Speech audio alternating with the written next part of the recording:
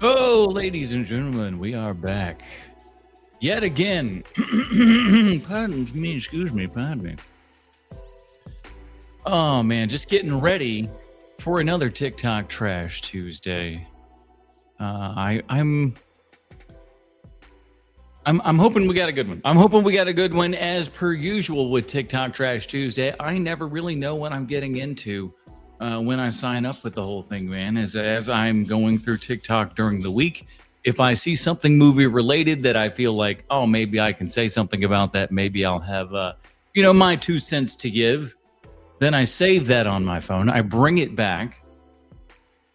And then I react to that live with you guys every Tuesday at 8 p.m. So do me a big giant favor, especially if you're on mobile, hit that thumbs up button, swipe over, and hit that boost button, the hype button, as it were. That's the one it's called. It's not called boost. It's called hype, damn it. Hit the hype button after you hit that thumbs up button. It means a whole hell of a lot. And I don't know. They say it does something, and I'm all for trying something. And we got a little something for you this evening, as we do every single TikTok Trash Tuesday. I have a boatload of stuff here, but before I get going, I want to remind you that our own sweet Sean Kovacs from the internet has himself his own YouTube page now called Sean Likes Spaceships. That's all one word right there. You'll see his little familiar mug there and everything. Go check him out, man. He's putting together a whole thing. He's got a plan here. That's the thing I enjoy, is that he's got stuff like I've seen the board, man. I have seen glimpses of the plan, and the man is getting into it and stuff like that. So he's working real hard over there for you. So you work real hard for him, and go subscribe over to there and see if we can get him up to 100 subscribers ASAP. Everybody, let's do all that good stuff over there. And just say H&P sent you. I don't know who drew this amazing caricature there of Chauncey, but that guy's good. That guy's pretty good. Speaking of pretty good, I hope we've got a good one for you this TikTok Trash Tuesday. Let's get it going again. We just gamble here. We don't know what's going on. I don't know how things are going to work out. Let's cross our fingers and hope we got something good this week, because Lord knows I think I need it. Here we go.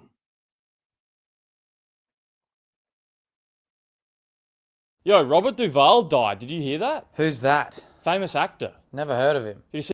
Your friend who doesn't know anything. Can I tell you that I hate these people? They're there all the time, and for whatever reason, they can't be bothered to know the simplest of things. Robert Duvall is somebody who has been entertaining America for like nigh on 60 years. And you just go, no clue who that was. Really? No clue. And again, it's one of those things that I always say, it's the willful ignorance. It's the joyful ignorance of someone that just goes, I don't know, and I don't care because I'm stupid. And I'm like, okay, it's a wild take, but all right, fine. Catherine O'Hara died last week? Who's that? Home Alone, the mum. Never saw that. I don't even know what that is. You haven't seen Home Alone? Nah. Oh, well, do you think Luca's going to play well after the All-Star break? He's got a calf thing. Who's Luca? Luka Doncic. Nah. Now, see, that would be something that I wouldn't know, but I would at least, I think I know that that's a soccer player. Am I wrong about that, Chad? Is that's a soccer player? No? Even a stupid American who knows, nothing all about soccer, at least knows that's a soccer player, and I would imagine one of the good ones, because he's referred to as one name, right? So I feel like they usually save that for the good players. They don't just go, Carl. Well, Carl who? Slam dunk Carl. I don't know. Is that basketball? Yeah, the Lakers. I don't know. Oh, again, that's why. See, I thought it was soccer. I don't know. I don't watch. I don't watch that. After the '90s, I didn't give a shit about basketball anymore, because who cares? Lakers is basketball? Yes, LeBron James. LeBron James. He's basketball. I thought he was a rapper. What? I don't really follow sport or rap or whatever you're talking about. Well, what do you follow? Nothing really. So you don't know movies? Oh, it is the nothing really people That is the weird part. Like when I worked at a movie theater, you would work with kids that wanted to work in a movie theater in one way, shape, or form. And then when you talk to them about movies, no opinion. No opinion. Couldn't be bothered to know anything about movies. Don't really care. And it's like, all right, that's quite the take to take, but okay. Movies. Nope. You don't know sport. No idea. So do you know anything about anything? No, I just don't really get into stuff like that. Look, I know lots about everything, so you tell me a topic and we can probably talk about it. I don't know. I don't have anything like that. You don't have any interests? I have interests. I like movies. Okay, which movies? I don't know. Name a movie. I can't. Just name one movie. I can't. I don't know any. You just said you like movies. Yeah, I like them. Like how you might like potatoes. Can you name the varieties? Not the same thing. Sure you can. You got russet, you got fingerling, you got your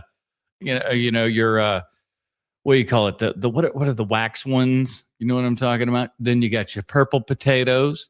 You got your all right. You got your sweet potatoes, right? I just got myself into a very kind of Christopher Guest sort of situation going, I know all of the potatoes. And it's like, 3. 3. Whoops. All right. Sue me. All right. I ran out of potatoes real fast. I got real arrogant on that one. At all. I think it's the same thing. You're a painful person to be around. Yeah, everybody tells me that. Oh, those people are the most painful. We are going to be talking an awful lot this evening about Project Hail Mary, as that was the #1 movie at the box office. And what I think many people are also saying is kind of the movie that's going to, I don't know, hopefully help Hollywood realize, hey, maybe you ought to make movies that are good, because Project Hail Mary is quite a good movie. You can check out our full review on HMP this last week here and everything. We all thoroughly enjoyed it. And Sean's first video, of course, is all about Project Hail Mary, as his show is called Sean Likes Spaceships, and that is about spaceships. Spaceships plural, no less. But here we go.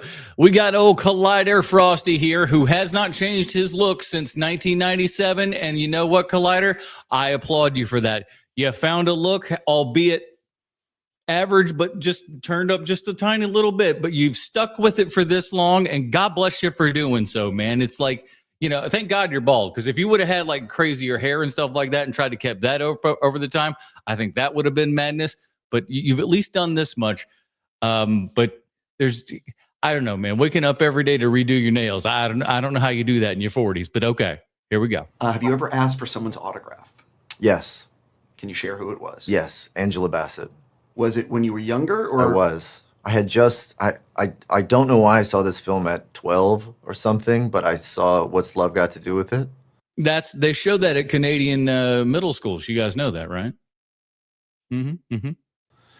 Still one of the greatest performances I've ever seen, and was like very impacted, and saw her at a movie theater with Sinbad. And I went up and asked them both for their autograph, and they were very kind to give it to me. Did you go up to Sinbad first and just be like, oh, hey, what's up, Sinbad? Having style doesn't matter much if you are ugly. That's true. That's true. I didn't say that about you, Steve. The chatter did. That was not, I don't want to have to, but let's be honest. Do you think Steve's going to beat me in a, come on now. Let's not be silly. That impact you in terms of when you see fans at like a random movie theater? Yes. You know yes. what I mean? They said. Or Ryan Reynolds goes, or Ryan Gosling goes, I want to be I want to be someone's Angela Bassett. Bronson, your fucking nails fucked my joke. And I'm stupid, but you count all those things together and here we are. At the bar for how one should handle those situations. I have to freaking rant. Oh my God, I'm so highly irritated. I'm about to crash out, okay?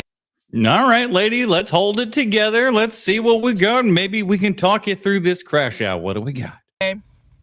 I go to the movies all the time. I am a regular movie theater goer, okay? Whether I've seen the movie 5 times, like one time, but like I will be at the movies. Okay, I'm going to the movies.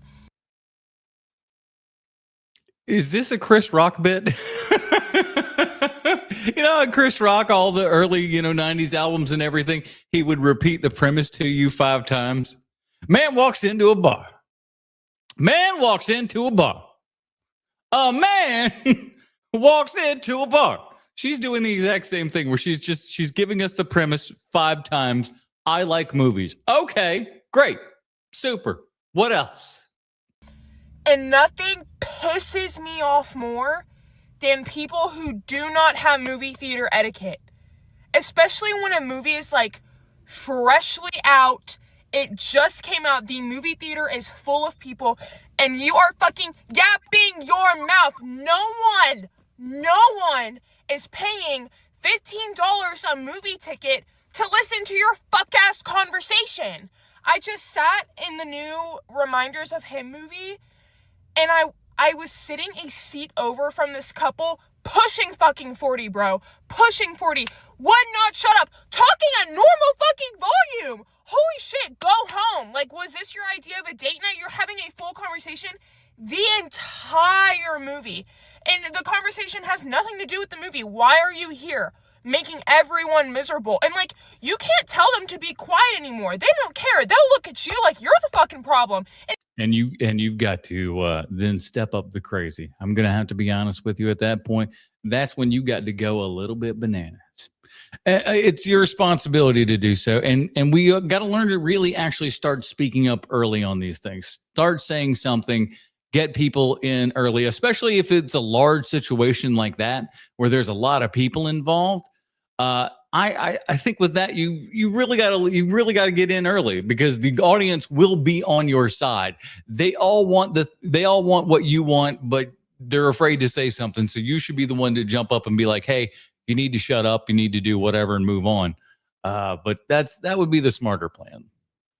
Get in early and try to get it out so you don't have to wait the entire movie, and then it finally the straw will break the camel's back, and then you're going to be done. It pisses me off. It pisses me off. Watch the movie at home or shut your fucking trap. No one wants to hear your fucking conversation. It pisses me off. Like, you're not supposed to talk in the fucking movie theater. Why is that a thing? In this one specific movie theater that I go to, sometimes I always go with like later showings because they have later showings compared. No, there's a big old mistake right there. Going to a later showing as somebody who is a manager of a movie theater, I can tell you that is a recipe for disaster. Add on to that, we served alcohol. So a disaster on top of a disaster, man. So people would already be drunk. They'd come into our theater. They'd drink some more. It would be 12 o'clock at night, and it would just be an absolute horror show. So yeah, trust me, I have been there. It is it's no fun. To my regular movie theater, and every single time I come here, there's people who are talking, and I don't understand. It drives me crazy. Like, what is your fucking problem? I don't like it either because there was one I've gone to many where it's the first screening of the day. It's like 11 a.m. or something, and people are in there on their cell phones or they're talking or something, and it's like, I'm sorry, what exactly is going on here? Are you not interested in this so much so that you're here at the first movie of the day that you're just like 15 minutes in, you go, I'm pulling out the cell phone here. What's going on? Same old shit. All right, well, put it back on my phone. Full brightness, mind you. You don't want to have it on the low brightness. That would be hurtful to your eyes, right?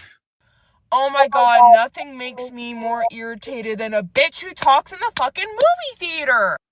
You need to bring this energy to the movie theater. And this is what I'm telling you, people. People have to start learning that there's going to be social consequences for things. You need to make people feel uncomfortable for doing stupid stuff. And I'm not talking about just, whatever, but like, I'm really talking about being like a rude, mean turd of a person, You can't let them get away with it. BG jumps in and says, unfortunately, I can mostly only make films that start at or after 10 p.m. on Thursdays. Because yikes, that is, like I said, that's a recipe for disaster right there. Always the best of crowds, always in the best of moods.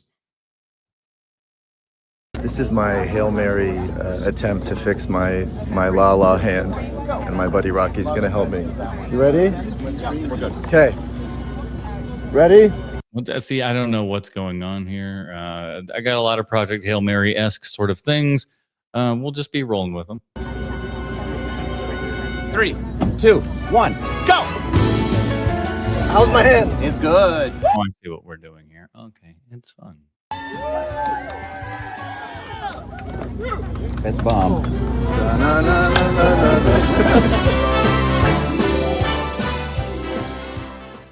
Hey, everybody. Promotions promoting promotions. You betcha sweet bippy it does. Oh, buddy. All right, I'm going to do this.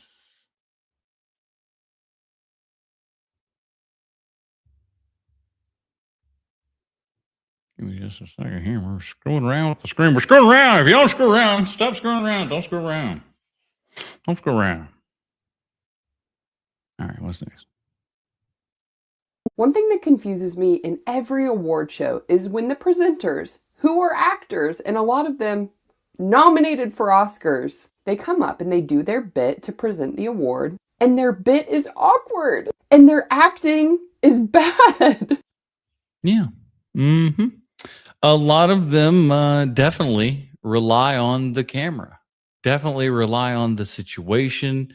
It is tough for somebody to just, point at you and go, act, do it. Just start acting. No, where's your emotion? Where's the real stuff? Where's the real stuff? Why aren't you turning on the real stuff? You know what's worse than that, though, is the majority of these actors, when you get to these big award shows such as the Oscars, very few of them actually come to the rehearsal. Very few of them read their scripts ahead of time, and if they do, they just usually peruse them. These are the people that have said it. I mean, they've come out and said, like, "Hey, we don't really do all that much prep, so we've read it maybe once or twice." And then you have like those classic examples of like John Travolta, going, "What? How did he say your name again? Abdina Menzel or something?" Like, I don't know how bad he screwed it up. I can't even it's one of those things where it's like you almost have to try super, super hard to screw it up that bad. But he did it like he was 3 sheets to the wind. Let's be frank. He looked like he was drunk. He really, really did. His wig all just like really great stuff. Yeah, but they can't really. There's something about kind of getting up in front of people and reading prompter and stuff that people just have a very hard time of doing. I never get it. It's almost like they were given the script the Yeah, it cut off. Hey, what can I say, man? TikTok Trash Tuesday. What it do? What it do? So the night of the Oscars, while Paul Thomas Anderson was claiming these awards for just making just the best picture, it was. There's our martial arts film freak. I saw him and talking about Oscars, and I was just like, doesn't seem like our normal fare here. What do we got? Just the best picture. I saw somebody tweet that they posted a clip of the car chase from one battle after another, and they said Paul Thomas Anderson directs action better than any action director today. That is absurd. I mean, that is absolutely absurd. I'm not even going to be the one to address it. I'm going to let him do it. I'm going to let him do it because he's probably going to do a far better job than I would. Please, you have the floor.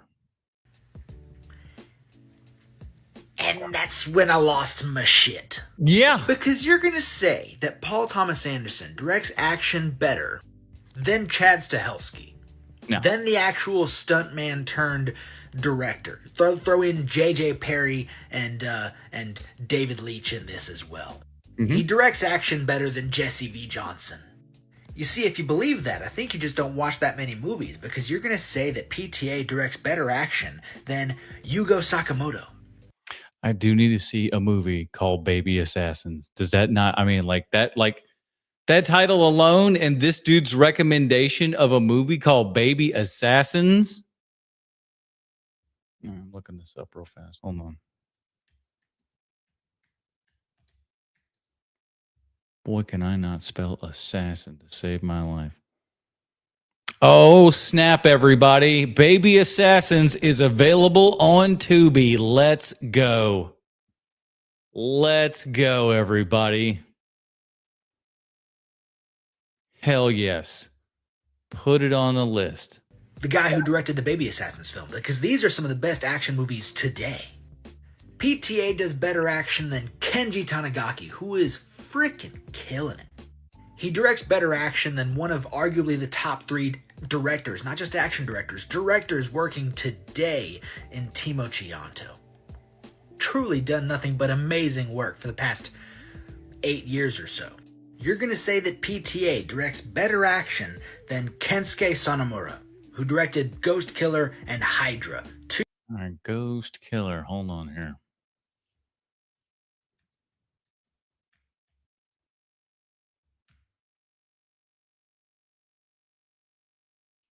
Hot damn, everybody. This one looks like she's on Tubi as well. Woo! Tubi coming in clutch. I want to do a video about how Tubi is 100% the best streaming service out there. You don't pay a single dime. The amount of stuff that they have, the variety of stuff that they have, the quality of the stuff that they have, surprisingly. Real good. 2 just amazing movies. You're saying that PTA directs better movies than Bing Jiayang, who did Eye for an Eye 1 and 2 in the past 5 years or so.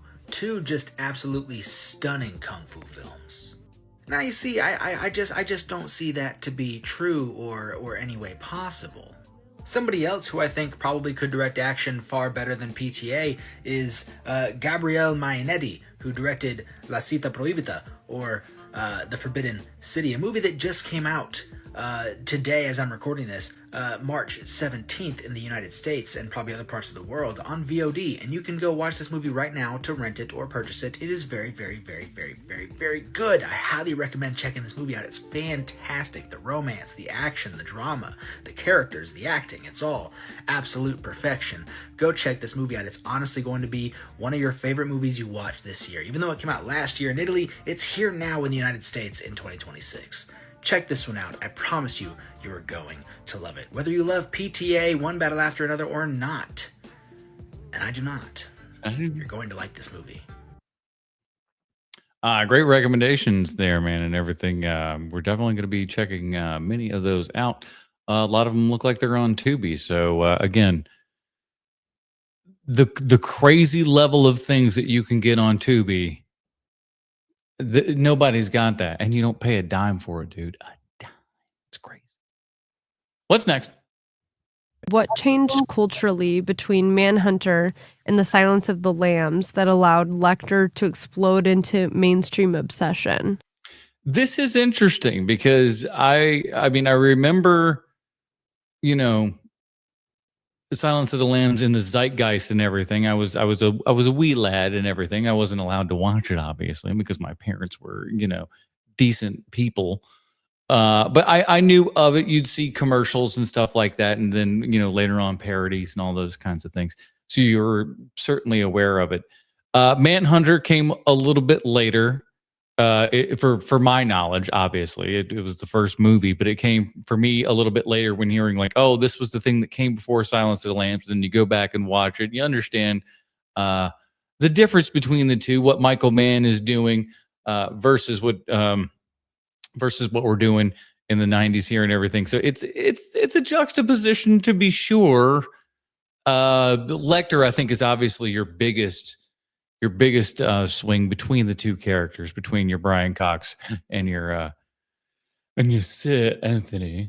But here we go. One reason why Silence of the Lambs kind of blew up and Manhunter didn't is that The Silence of the Lambs is a much more what people are used to in a thriller. I think Manhunter is its own kind of interesting, abstract, atmospheric movie that I think some people couldn't figure out what was going on. Because it's like, yes, it's about a serial killer, but it also has this beautiful synthesizer music, and it has these kind of a really amazing visuals, and it's very dreamlike. And I also think that serial killer movies were not super huge in the 80s, but I think by the end of the 80s, you had, I don't know how many Nightmare on Elm Street Friday the 13th, Halloween movies. You had Gremlins, all these other kind of creatures.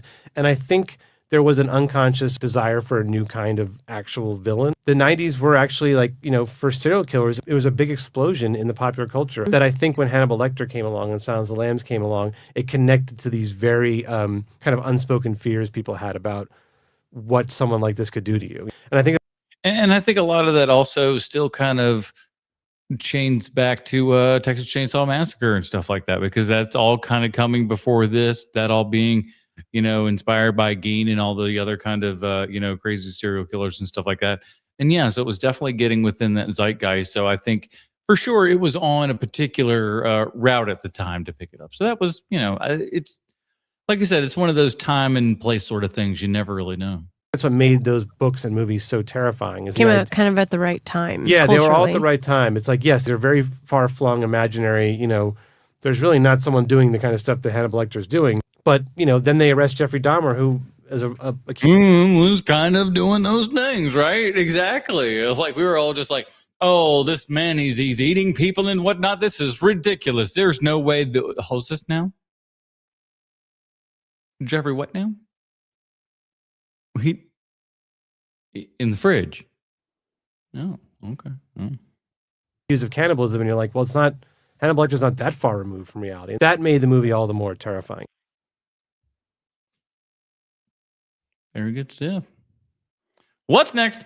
I hope Neil deGrasse Tyson has a bad time watching this movie. I hope Neil deGrasse Tyson has a bad time all the time. Oh man, he's one of those guys that I used to like. I used to like him and stuff, and then it just got to be a little bit too much, and it's like, okay, old man. Okay, old man. First of all, you're the guy who runs the telescope, dig. You're not, you're not a scientist. You're looking a telescope scientist. And God bless you. You're a smarter man than me and have a whole hell of a lot more learning. But let's not act like we're opening up brain cells and stuff here. Same shit goes with Bill Nye the Science Guy. This guy's an actor. I don't know where we all decided that he was some sort of scientist. He's a mechanical engineer at best. And I don't know if you've ever met any engineers, but good luck. We're here at AMC Lincoln Square, investigating the new Ryan Gosling movie, Project Hail Mary. It was amazing. Absolutely loved it. It was amazing. Full of dried up tears on the. What has been your guys' reaction? Have you seen Project Hail Mary? And if so, did you like it? Did you enjoy it? Let me know.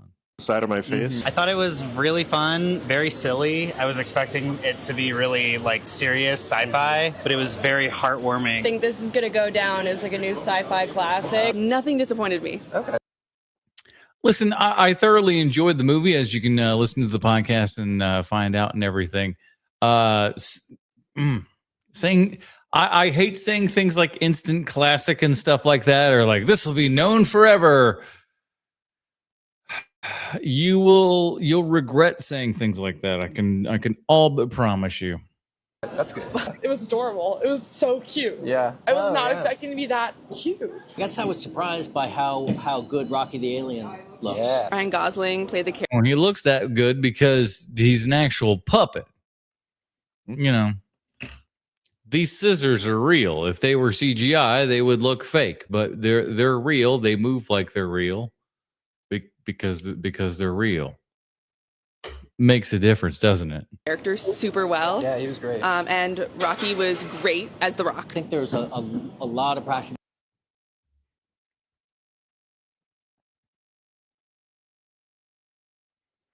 Rocky was great as The Rock. Okay. Now, what if Rocky the Rock was voiced by The Rock? What if he was voiced by Stallone? Does it change things? The answer is obviously yes.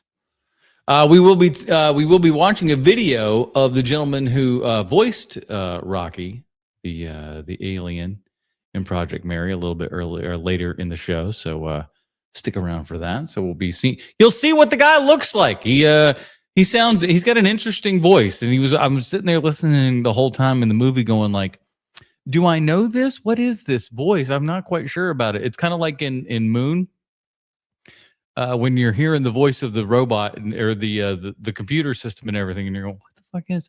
Oh, that's Kevin Spacey. It's one of those where you have to kind of listen and hear it. Same thing with this. It's just like you never quite know. It's like, who is this? Stuff and not much CGI, which makes it more interesting. We love that. One line I wish they had put at the end that made me like cry like crazy at the end of the book, kind of like a nerd. Oh my God, here come the book people. Here come the book people. You know, the book. Okay, pal. Right. You know, it's just like, Where's say the line? Say the line. Oh, you didn't say the line. I think it was a great adaptation. For someone who hasn't read the book, this was amazing. They had to cut out a lot of the language stuff from the book, but I thought What was the guy saying? Cocksucker a whole bunch in the book? What was going on in the book? Listen, he was a salty dog in the book now. the way they short-circuited it was fine. Is there like another sci-fi movie that's one of your favorites? I love Dune. Dune. Yeah, me too. Oh, we're going to be talking a lot about Dune today as well, kids. So strap on in for that one. The Dune conversation. There's going to be one that's going to be kind of fun, and then there's going to be one that's going to be, I don't know where it's going to go, but we're gonna go there. We're gonna go there. Well, I'm not gonna go there. I'm gonna sit back and witness it. That's what we do here on TikTok Trash Tuesday. I just give a reaction. I just go, oh snap! This is the best thing since Dune. But Interstellar. So okay, the best thing since Dune. I want to think about that for a second.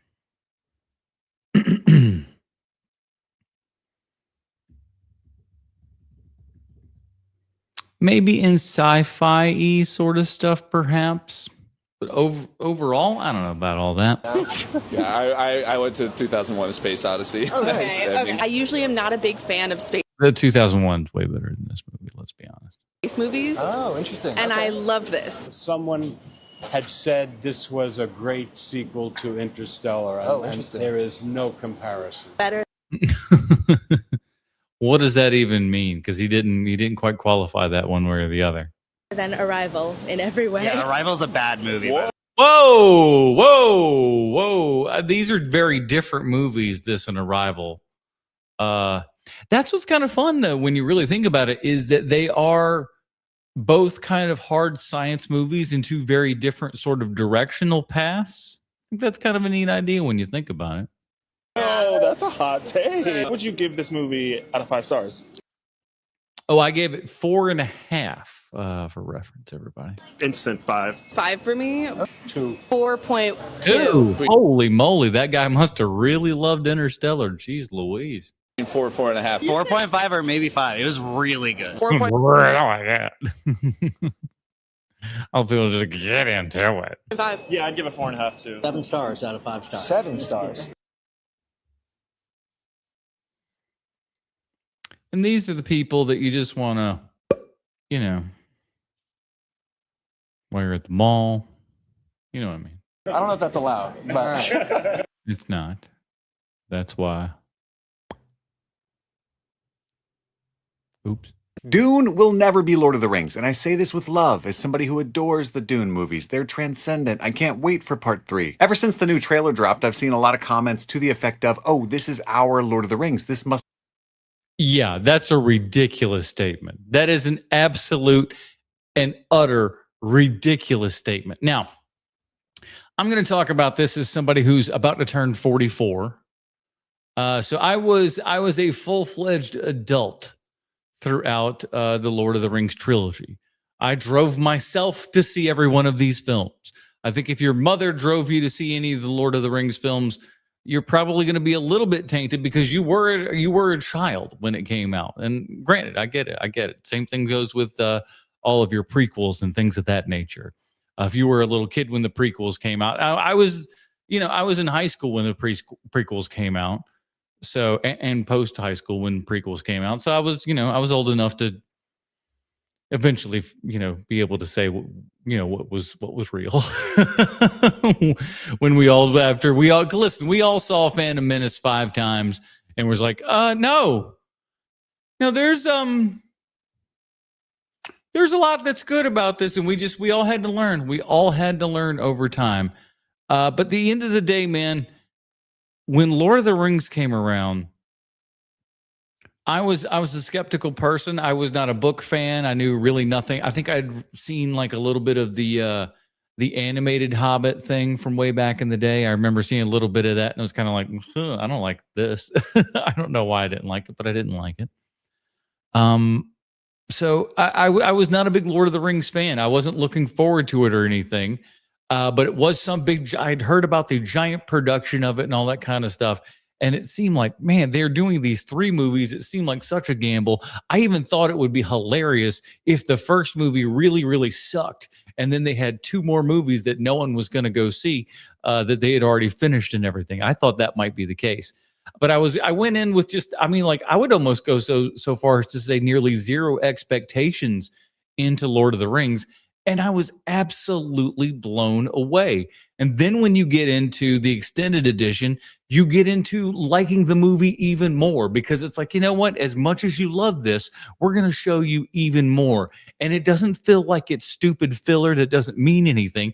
As a matter of fact, when you watch it, it makes you go, this is the only way to watch this. Not seeing this version feels like you're cutting out things that actually have, meaning. And it's fantastic. And they did not once, not twice, but 3 times in a row, year after year after year. It was insane. And you know what? And again, they did it better and better every single time, leading to the end of a trilogy that I don't think anybody could top, especially when you get to a 1, a 2, and a 3. Tell me any movie series out there that has that sort of consistency like that and ends on such a fantastic note, even though it ends on that fantastic note 5 times. Nevertheless, it ends on those fantastic notes. It is so damn good. And as much as I like Dune, bro, you cannot hold Lord of the Rings jockstrap, my friend. It ain't even close. It ain't even close. You're a nice diversion off of the beaten path here and everything. But Lord of the Rings, afraid not. Even Peter Jackson himself couldn't recreate Lord of the Rings when he tried The Hobbit again. Or at least I think, was forced to. But again, that's a whole nother video. Be what it was like for millennials. It might even be better than Lord of the Rings. No cubed. First off, with Lord of the Rings, we got them every year. That might not seem like it matters, but it does. Holy shit, did it matter. And again, I always say the reason that the Lord of the Rings or the Return of the King won all the Oscars was because it was a collective. You would have won all of these awards every single year for the 3 years that you did these films because they were legitimately, and I think very easily, arguably, the best films of those years, every single one of those years. Please fight me in the comments. I'd love to hear it. 2001, 02, 03, bang, bang, boom. December, every time, almost a year to the day each time. It became a Christmas staple, a family ritual, a tradition. It transcended popular culture. And then I went to Trilogy Tuesday. I was living in Orlando at the time, right when Return of the King came out. Actually, we saw at kind of the beginning of my tenure there and everything, we saw Two Towers for yet another time. And then when Return of the King came out, I said, I want to go to the Trilogy Tuesday. Orlando was sold out in like 2 hours. So I had to buy tickets to go to Tampa to see the Trilogy Tuesday, where that was the extended version of 1, the extended version of 2, and the before midnight premiere of Return of the King. It was one of the most unbelievable cinema experiences that I've ever had. I actually have give me 2 seconds. On my mantle here is a thing that they gave you when you left the theater.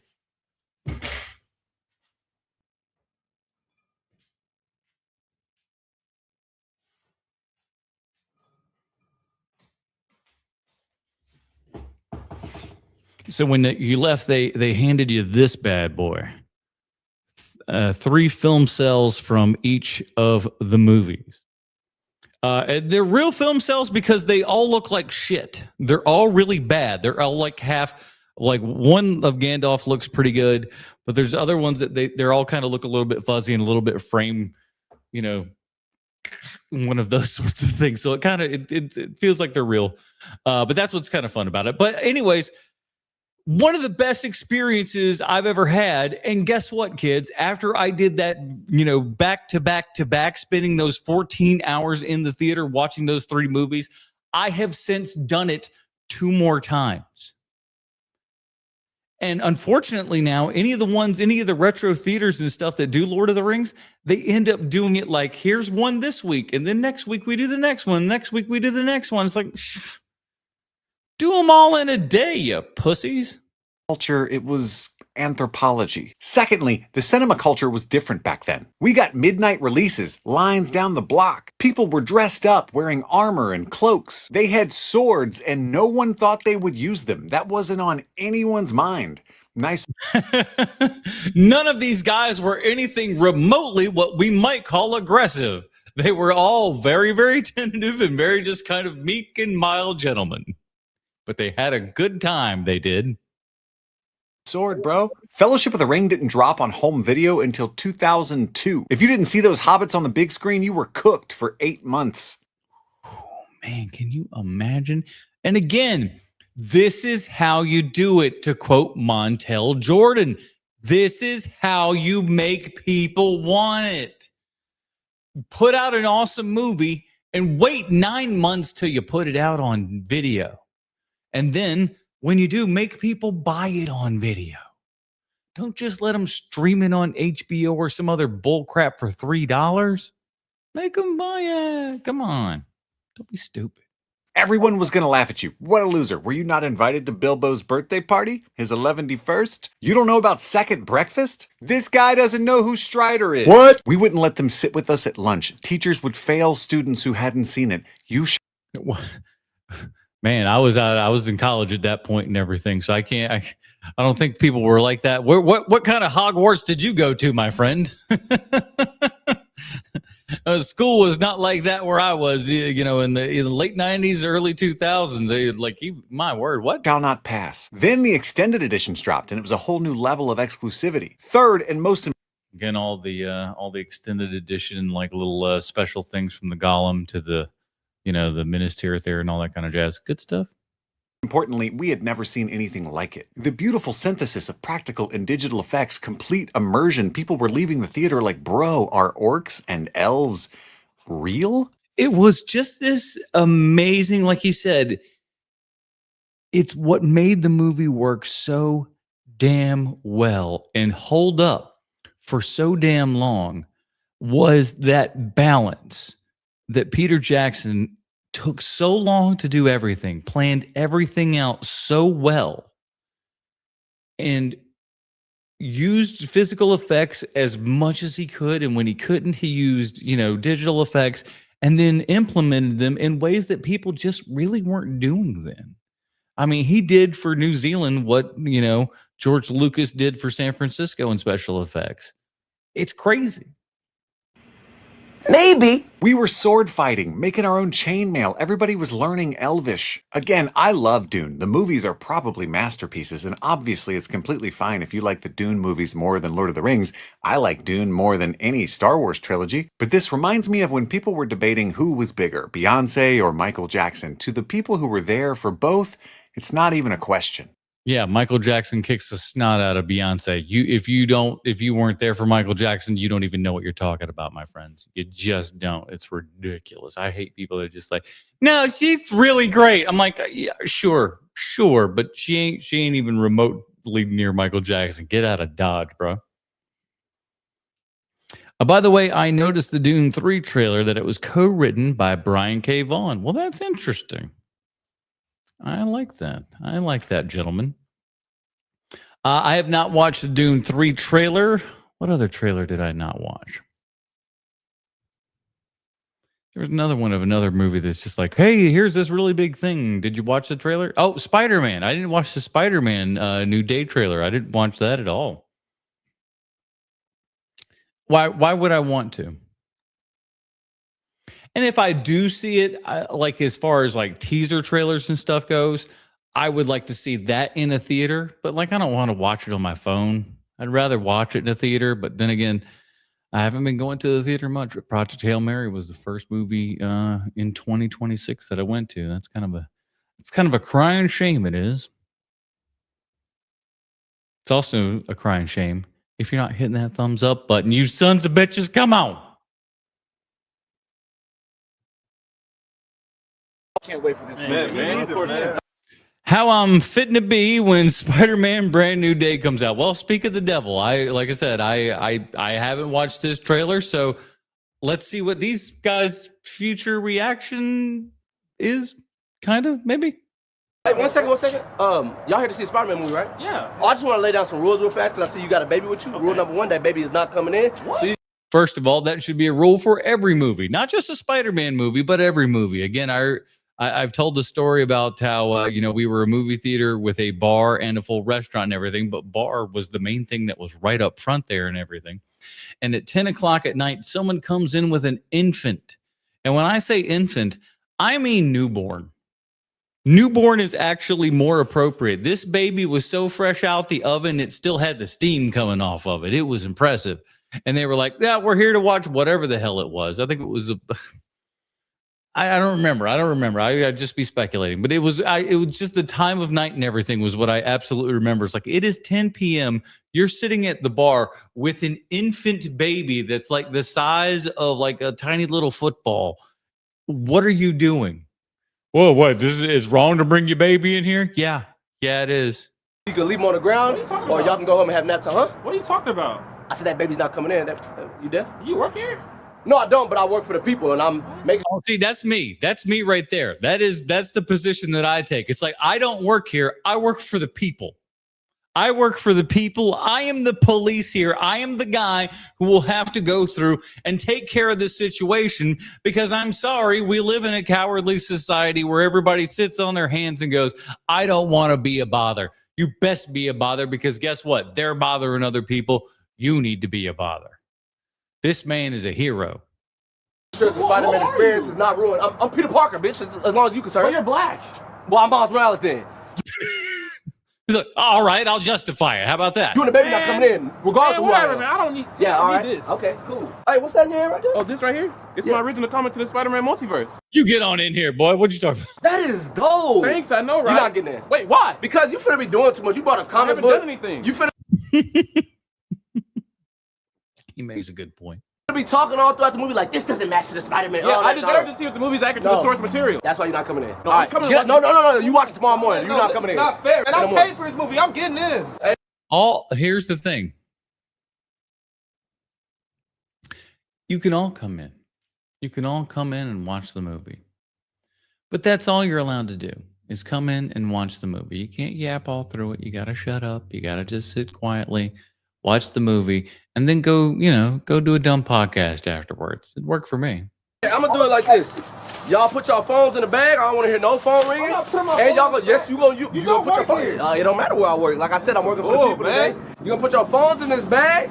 And not only that, y'all gonna use the bathroom before the movie because y'all ain't standing up and messing up the movie. The manager, man. I don't know. You can't see the manager. No. You get past me first. I'm security. All right. Then you gonna get the manager. And you gonna use the bathroom. No number twos. If you. All right. Listen. I enjoy the joke. I think we've all enjoyed the joke. You do need to learn to end it though. Using the number 2 in here, you dirty anyway, so you're not coming in. We're not putting our phones in the bag. You're not getting in there, man. Man, this is not right, man. Hey, quit playing, bro. You know I'm gonna get to that door at the same time as you. Go somewhere, bro.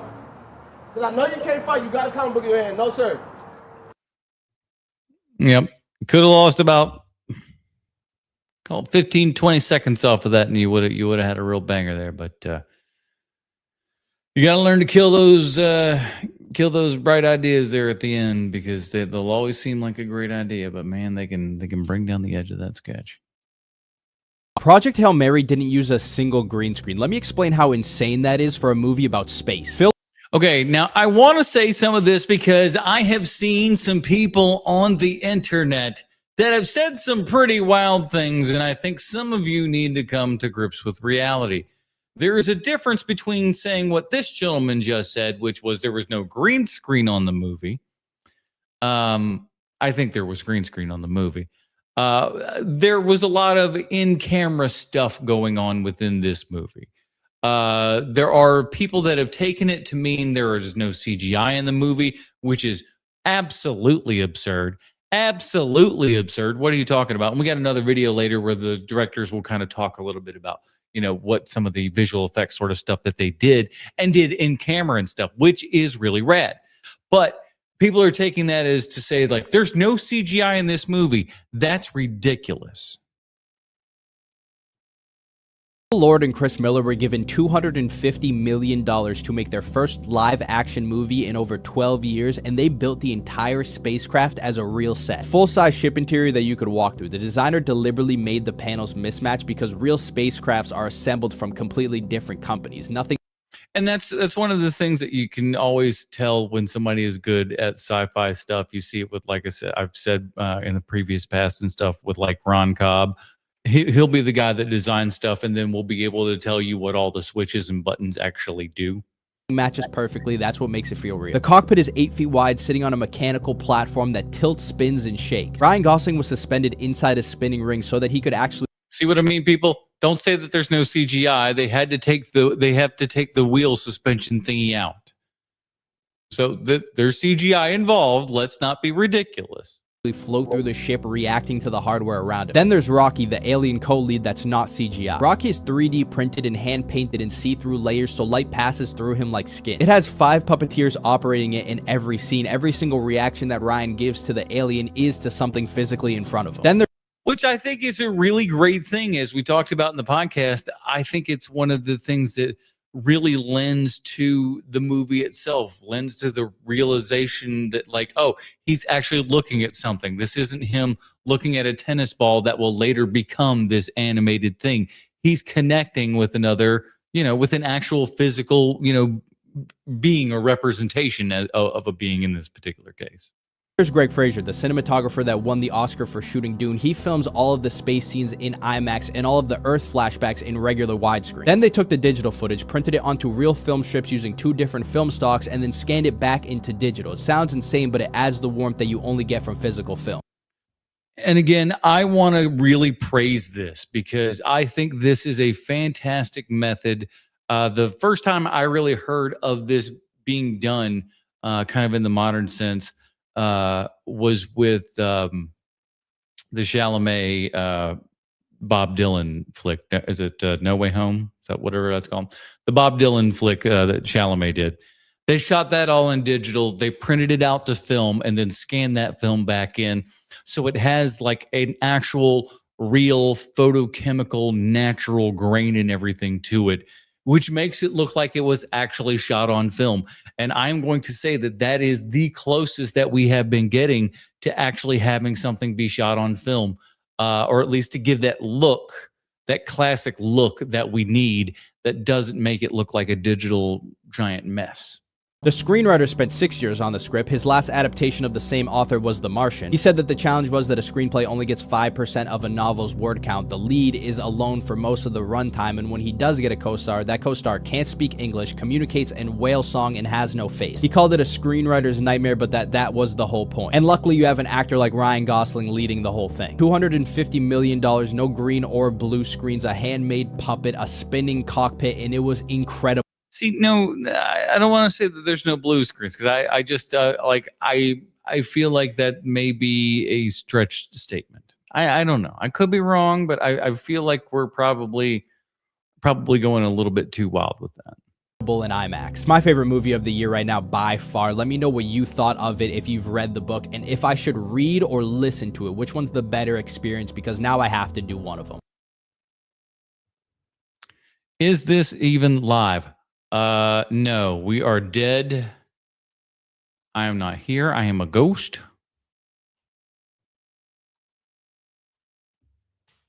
Boo. What's next? Chuck Norris made a request to me before his passing. All right. Does that not sound like some bullshit right there? Maybe they were, listen, I'm sure they were buddies and everything.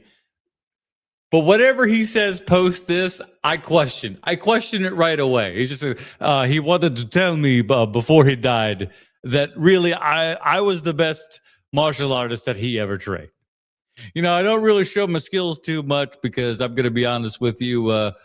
I want to keep it on the down low. I don't want people to know that I am a 3-time karate champion, Arnold Schwarzenegger. People don't think that. They're like, oh, he's the guy who, like, you know, shoots people, or maybe he's got a sword or something like that. What they don't know, karate expert. Got all of that from one Chuck Norris. That's what he's going to say right now. That's pretty much what I've put that together. The first time we really sat down to talk was on the set of The Expendables 2, when Sylvester Stallone was also there. Whoever that guy is, what the jerk off. I said it in our Dinger Zone top 5. My number 5 movie for Chuck Norris was The Expendables 2 because he was in it for 5 seconds and it was absolutely hilarious. They talk him up like it's just like, oh my God, this guy, he is a killer. He's going to come after everybody. It's going to be the most monstrous thing that you've ever seen in your entire life. Sweet Jesus and God help us all. It's going to be madness. And then Chuck Norris shows up. He snipes like 4 or 5 people, gives a thumbs up, and then pieces out of the movie. He looked so old and so tired compared to all these other jackholes who are just like ripped to shreds on HGH and God only knows what. And this old timer's coming and he's just like, I'll snipe a couple of people. I'll give a thumbs up. I don't even know if he had a line. Did he even have a line in that movie? I don't remember.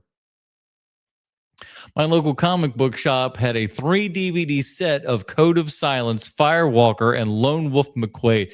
And hell yeah, I bought that shit. I would have too, man. That's a great deal. A good deal at twice the price, I say.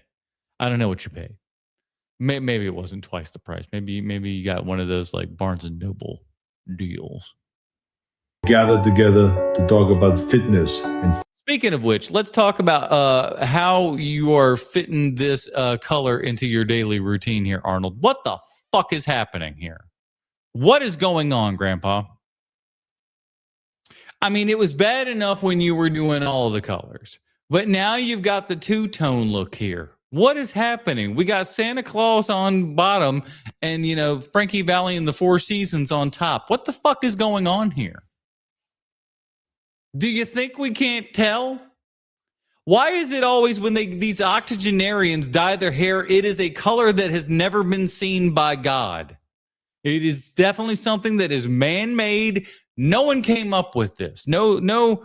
This is a person. A person came up with this. This is not something that one might find in nature. He looks like somebody just stopped coloring. Filmmaking. Chuck was always the quietest, but the one with the loudest laugh. After filming Rap, he said so many racist things, and that's coming from me. We didn't stay in touch much, but we'd occasionally call each other. It was mostly about it was mostly slurs. We'd call each other mostly slurs. I'd just call him and then he called me and then you never have. You know how it is. Fitness or hearing him update me on the Kickstart Kids program. He also invited me to watch the charity performances. Look at that, man. Chuck had to stop with these wigs. Oh, Lord have mercy. It was another one where it was just like, who are we fooling? What are we doing? Just put on a cowboy hat or something, man. Do what do what Billy Bob Thornton is doing right now. He puts on like a fucking bandana that goes all the way around everything. Then he plops a big fucking cowboy hat on top of that. Then he's got a scarf around his neck and everything. What the hell is even going on in this world? Y'all got to stop it. Just be bald. Just be fucking, just quit it. Just quit it. You look like absolute buffoons. You want to have yourself a good old fashioned time? Look up what Dean Koontz looks like. Woo! Good Lord in heaven. Dean Koontz looks amazing. Absolutely amazing. He looks today like Ken Burns did 15, 20 years ago.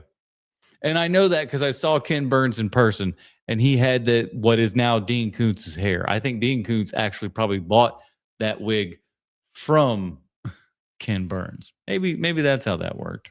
Of the program, watching those kids go from confused to determined, I finally confused. What were they confused about?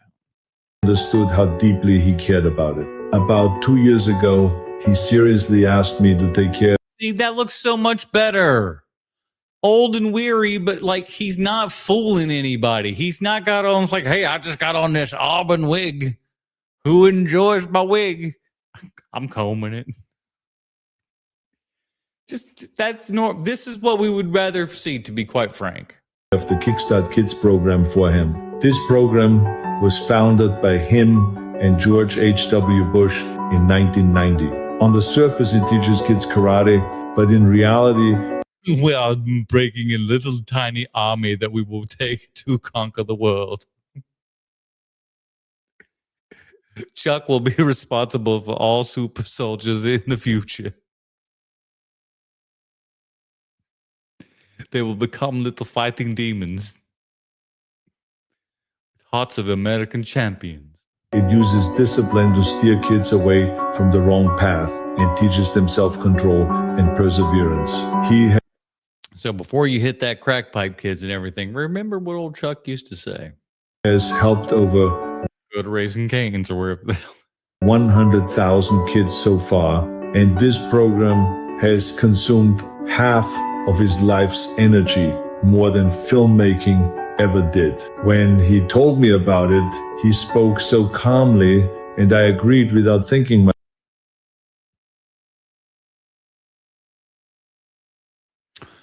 Arnold, why is there a donkey in your house? Why is there a donkey in the kitchen? You want to answer that one for us? You want to tell us why there's a donkey in your kitchen, old man? No, this is something we do in Austria. We just let in the donkeys. Much about it. Now that he's gone, I realized this was the legacy he entrusted to me. This responsibility I must shoulder for him, ensuring the program continues and that the kids he cared most about are taken care of. That's good to hear, man. That's good to hear about how, Chuck just seemed like he was one of those dudes who, again, was not always into, being that kind of headlining star as a lot of his contemporaries are. Let's put it to you that way. He will be missed. What was the better year for horror, 2024 or 2025? This is difficult. Oh man, all right, let's see what we've got here. I'm a little afraid. Here's my top 10 for each year. Let's run through this single elimination style and see which year comes out on top. All right, let me take a quick little gander here. I gotta make my screen a little. Let me embiggen things so I can see. Yeah, man, it's a tough one. I've seen the good majority of these, not all of them. There's maybe a tiny little handful. This is tough though. It's a tough one. I don't know how we're gonna get get going here, but let's check it out. Starting with our 10 seeds and working our way up. As much as I really enjoyed Beazle, The Ugly Sister is far and away the winner. Now this one, I never saw either one of these. Let me know what you thought of those in the chat, because I those are two that were off my radar. Here. Up next, we've got Best Wishes to All versus The Coffee Table. Again, like you said, maybe these are the lower seed ones because they're not nearly as popular as the big boys here. So again, no C for me. Two brutally devastating experiences. I think the slight edge goes to Best Wishes to All here. Found footage versus In a Violent Nature is interesting because these are two very different takes on the found footage genre. But I'm going to have to go In a Violent Nature here. I love the idea of a deconstructed slasher, and it's something we've never seen before. I heard a lot of very mixed things on In a Violent Nature. I heard people either really loved it or really, really, really hated it. Strange Harvest versus Mads is our toughest matchup so far. I'm going to give the slight edge to Mads here. Just a run it and gun it 90-minute adrenaline horror rush. Final Destination Bloodlines versus Terrifier 3. Okay, I've seen both of these, so this is the first in the series that I've seen. I thought Final Destination Bloodlines was good. It was definitely one of the better Final Destination entries that we've had in quite some time. A really nice send-off for Tony Todd, especially him kind of talking about death and stuff like that. And really, it kind of him reaching out via this character and everything and thanking the fans for not only, this film and the films that he's been in with the franchise and everything, but in his entire career and everything, man. I thought that was just a really super sweet moment. But when it comes down to it, boys and girls, Terrifier 3 was bananas. And I really, really like that. So you got to go Terrifier 3. This one's not particularly close for me. I don't think any of those Terrifier movies actually have any replay value, and Final Destination Bloodlines was one of the biggest surprises from last year. I mean, like I said, I like them both, but I'll watch. I mean, I own Terrifier 3. Let's put it to you that way. Bloodlines is far and away the winner. Dead Male versus The First Omen is intriguing. Didn't see either. Male being the indie horror movie that could from last year. The First Omen being a big budget legacy horror sequel that was surprisingly great. I'm going to give the slight edge to Dead Male here. Bring Her Back versus Alien Romulus is... Oh, this isn't even close. Bring Her Back was 1,000 times better than Alien Romulus. Alien Romulus was such an utter dreck. It was so bad. It was just like, hey, here's all of Alien's greatest hits, but we're going to do it in just such a ham-fisted way to literally just go like, here's Bald Ripley. Here's Ripley from Aliens 2. Here's the first Ripley. We got all kinds of Ripleys, and they're all just played by different actors. What the hell is even going on here? Then you got the CGI. There's some great practical stuff, and then there's some horrible CGI stuff, but Bring Her Back, man. Bring Her Back will make you wiggle in your seat. Truly a please don't make me choose situation, but I'm gonna give the slight edge to Romulus. It truly tapped into some nostalgic alien vibes that so much that's bad with Romulus. Romulus is just I don't want to say an utter turd, but it's not good. I was craving. 28 Years Later versus Oddity. As much as I love 28 Years Later, I saw 28 Years Later. I thought that was I didn't see Oddity, so I can't speak on that. I thought 28 Years Later was pretty good. Oddity is the scariest movie of the past 10 years, so Oddity is our winner. Up next, we have Sinners versus Nosferatu. Ooh, I like Sinners more than Nosferatu. I know that's probably going to surprise some people for kind of the poo-poo that I put on Sinners and stuff like that, but I'll watch Sinners 3 times before I watch Nosferatu for sure. For some, this is an easy decision. Not for me. I loved Nosferatu. I know that it was polarizing. At the risk of breaking the internet, I'm giving Nosferatu the ever so slightest edge here. Let me do my Nosferatu for you.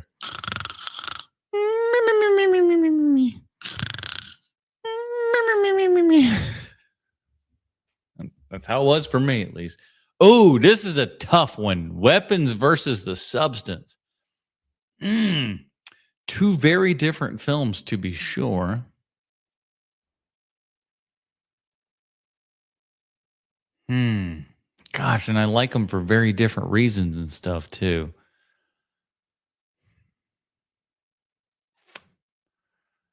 Let's hear his reasoning, and I'll see if I agree.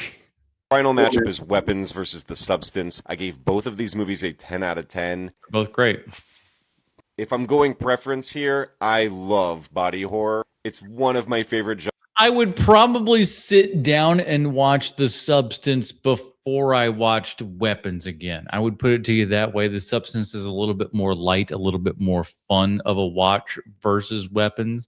Weapons is a little bit more contemplative, if you will. That's right. I'm a smart guy. Yeah, maybe The Substance would be what I would do just because it feels like it would be a little bit more fun. Genres within horror, so The Substance is our winner here. Which means 2024 is technically our winner, but in reality, horror fans are the winner at the end of the day because we've had 2 back-to-back years of absolute fucking banger. He is absolutely correct. We have gotten an absurd amount of really good horror films over the last couple of years here, we have been eating quite good in the land of horror. It's been shocking, and I hope 2026 continues on like that. 2026 matched this energy. Only time will tell. I'll see you in this exact spot this time next year. Yeah, man, it's a tough one. It's a very, very difficult one to be sure. All right, what's next? People don't know, and I can say it now because Why Alan Richardson hated filming Teenage Mutant Ninja Turtles.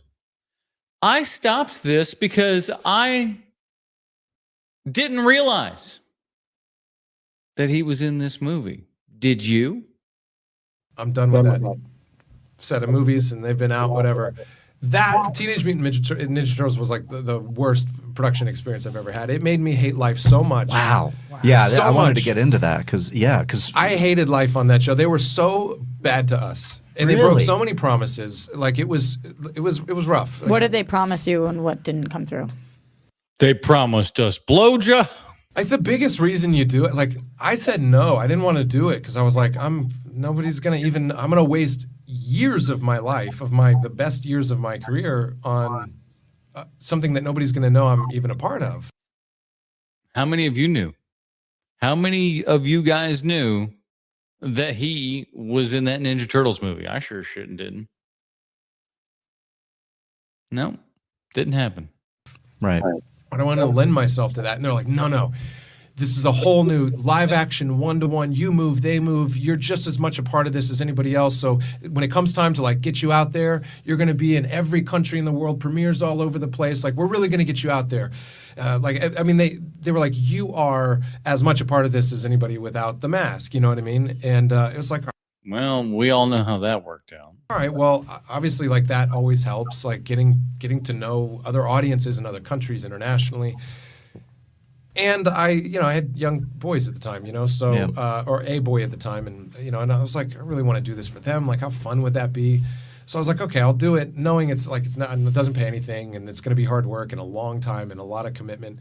It didn't pay much? Yeah, I was surprised. Oh no, Yeah. no, what? No, it was like take it or leave it. Most guys in town said no, just because it didn't pay anything. And I was Really? like, yeah, I guess I'll do it. I'll do it, but I'm doing it more for because I don't really have that kind of audience. Well, he didn't. That very much is true, but like they certainly didn't do what they told him that they were going to do. It was like, oh yeah, we'll make you guys the faces because you don't know who was in any of those who was the voices or did the mocap for him or anything else like that. You don't know that. Well, who knew?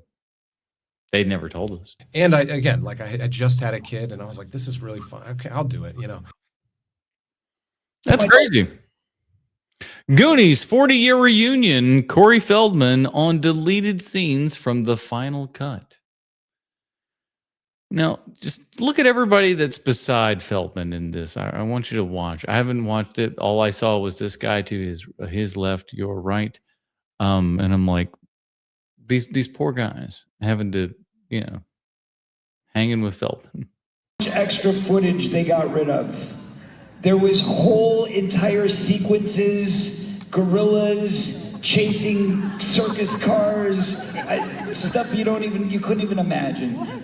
Leeches, we had octopus, Did we have leeches? Yes. You were not in that scene, No, I though. wasn't. You weren't in that scene. Shut up, Mary. No one asked you. Keep your trap shut. You weren't a Goonie until the end of the movie, Kay. You had to earn your way in.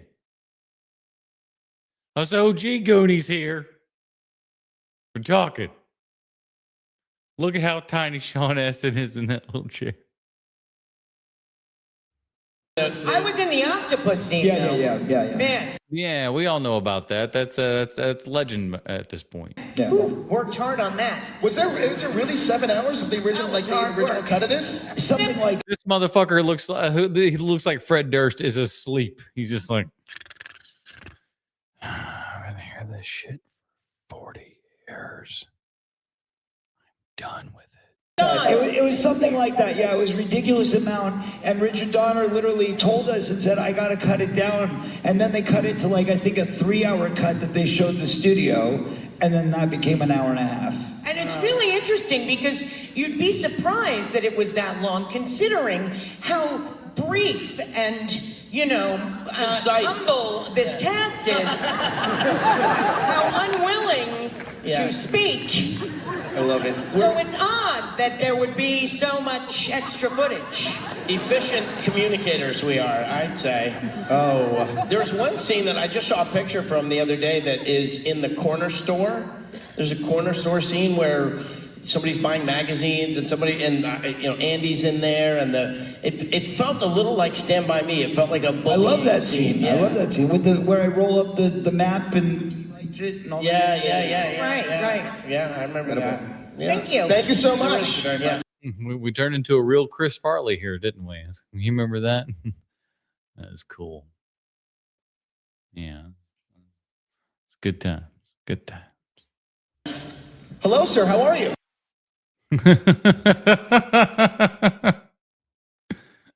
All right, what's next? Mr. Pink is the character that I wanted to do, but I was just told it wasn't available. Why am I Mr. Pink? I auditioned twice, and on the callback, he told me that it was the part that he wrote for himself, that he wasn't going to just give it away. Whoever gets this part is going to have to take it from him. Then he told me later that it wasn't based on my 2 auditions. He saw an audition tape that I did for a Neil Simon film, The Marrying Man. He said, I saw that audition tape, and you look like a criminal. Your hair was slicked back, you had a 50s shirt on. I said, but that's the way I dress. And he says, well, that's why I hired you. You really look like a criminal. And Steve also went through and did a lot of readings in the Sundance labs with Tarantino for Reservoir Dogs and stuff like that. So it's interesting to see that and see the juxtaposition and characters and stuff changed around and whatnot. So if you can look that up on YouTube. It's pretty cool. Just look up Reservoir Dogs Sundance Labs. That should get you. Phil Lord and Chris Miller, I am on to you. I am on to you. She's got really suspicious eyes going on. I'm looking at you, Lord Miller. What are you doing? I just watched Project Hail Mary, and you can't tell me that this isn't this.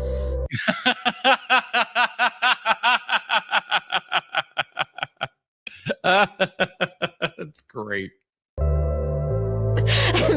and the people that's, hey. who get it. This movie had me cackling in the theater. Okay, I don't know if it was just me, but I did not anticipate how much I would be laughing. Like it was almost like deadpan humor. Ryan Gosling's delivery of this character was really, really funny. And I won't spoil this movie, at least in this video, but it was a little bit of an emotional roller coaster, for sure. I love this review. Definitely worth a watch, even with the runtime. Oh yeah, it's good stuff. It is long. You could, I wouldn't go so, listen, I can't tell you a time right now, but you could cut a little bit. Hail Mary was the first time that 100% of me was invited to any job. Chatting with James Ortiz about how he brought Rocky to life in Project Hail Mary. So this is the voice of Rocky. Everybody, I watched a little bit of this, and I wasn't quite sure. I'm like, how interesting could this be? Just for the voice actor, I watched just a touch, and a lot more entertaining and interesting than I had expected. So I brought it here for you folks as well. Let's check it out. Old Kevin McCarthy here doing what he do, which is great interviews. And it was one of those pinch me moments where you just go, oh. So this is essentially a mixture between CGI and physical practical effects on set. It was a really interesting journey because I met with Neil Scanlon. Like I got the part, and then I was flown out to London to meet Neil Scanlon. And by the way, there's like R2D2s on the walls, and you're like, like you just, how are you a functional person? You aren't, is the answer. And I asked him, tell me how this relationship's going to work. Like, are you going to be directing me on set? I'm very down, but how does this, talk to me about the boundaries here. And he said, no, James, I don't ever want to get in your way about how you play the part. What I'm thinking of this relationship being is similar to Frank Oz.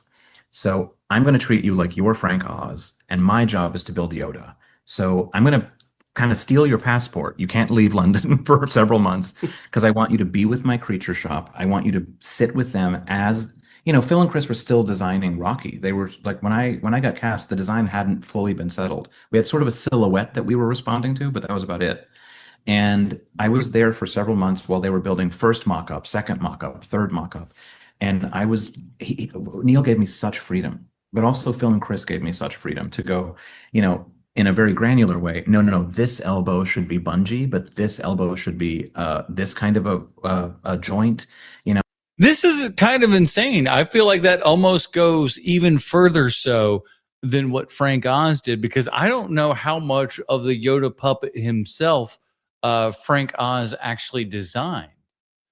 I don't think it was much. If it was anything, it was certainly the, maybe neck down kind of thing. Because he didn't really design any of the face and stuff like that. Not to say that he did a lot of the designing here, but he seems to have had a lot more input on this than one had expected. But I like the idea that, again, because this is a puppet character and everything, and he'll be there supposedly, I guess, to be doing the lines while on set and everything, which I think is really great. And again, treating him like Frank Oz is like, you are the actor who is puppeteering this thing, but you're coming to it as an actor and everything. And I think that's, again, why that character also works. I'd like these kind of rods, not those kind of rods. What if he was made out of this as opposed to that? We test drove in about 7 or 8 weeks. We had this pre-pro time where I also hired a team of puppeteers, which I nicknamed the Rocketeers. I'm very proud of that title. But in that time, we test drove a bunch of ideas. And, of course, I only have 2 hands. So anytime that you see Rocky on camera, I'm operating his head.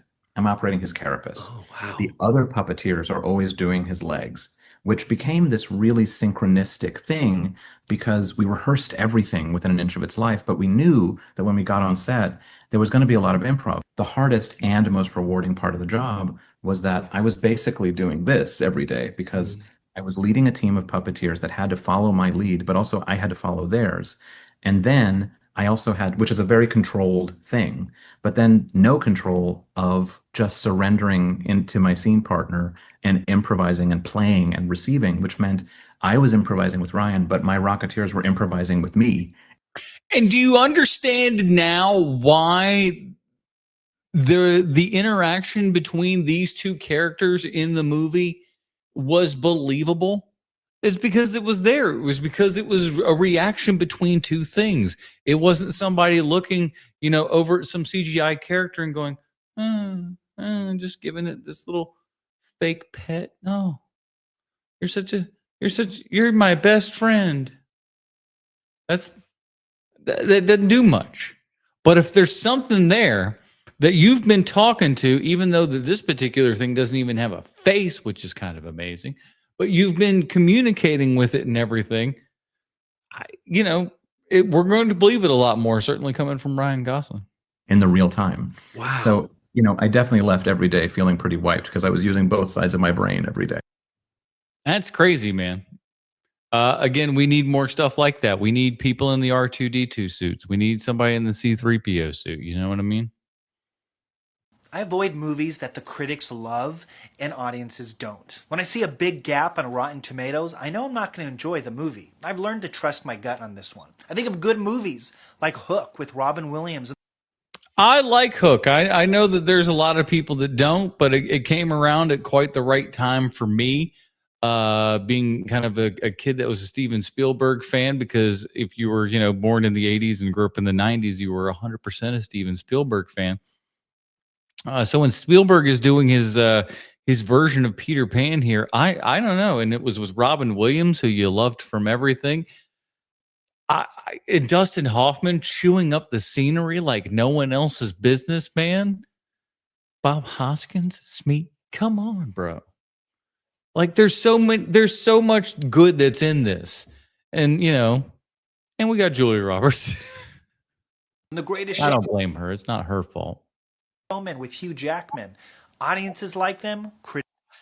Yeah, I can understand that. I'm kind of in between. I think The Greatest Showman's a decent enough movie. It's not fantastic.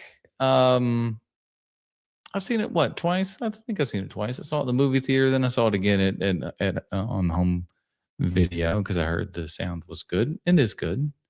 I don't know how often I continue to watch it though. Not 86% worth for sure. Critics don't. It makes me wonder, what is the purpose of the movie critic anyway? And do they actually help? They don't. They don't exist anymore. There's no real reason for them to exist, and sadly, they are treading water in a sinking ship. It's over.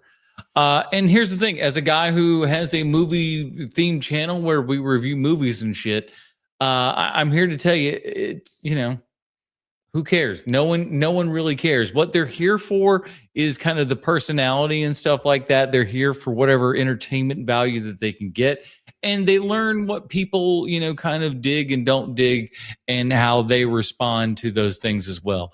I know there are people that watch us for the years, go, oh, Adam likes this and doesn't like this.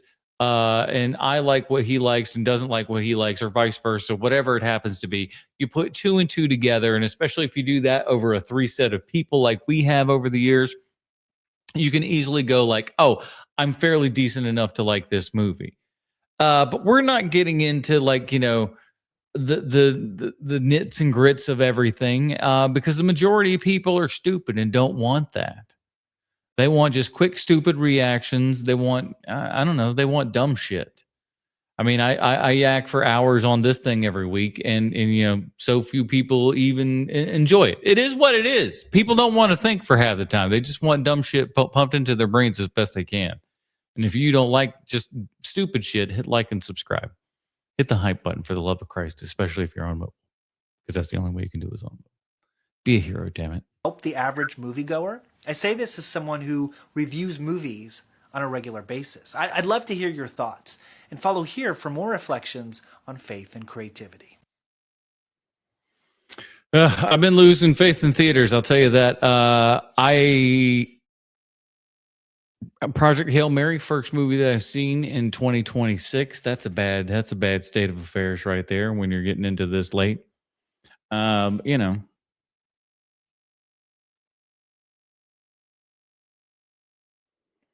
right, let me check on the channel a little bit here. Oh, he's a Rocketeer fan. I already love this guy. Hell yeah, we're a big Rocketeer fan. Who wouldn't be a Rocketeer fan? Come on now. Bigfoot is real. He's been sexually harassing people at truck stops for years. It only makes sense, really. I read your crap online. I read your crap on the air. You know you owe me a thumbs up for this thing, and hit that hype button because you're on mobile. Do it now. Do it now. What's next? How do you organize your physical media collection? Woo! Right now, it is catch as catch can.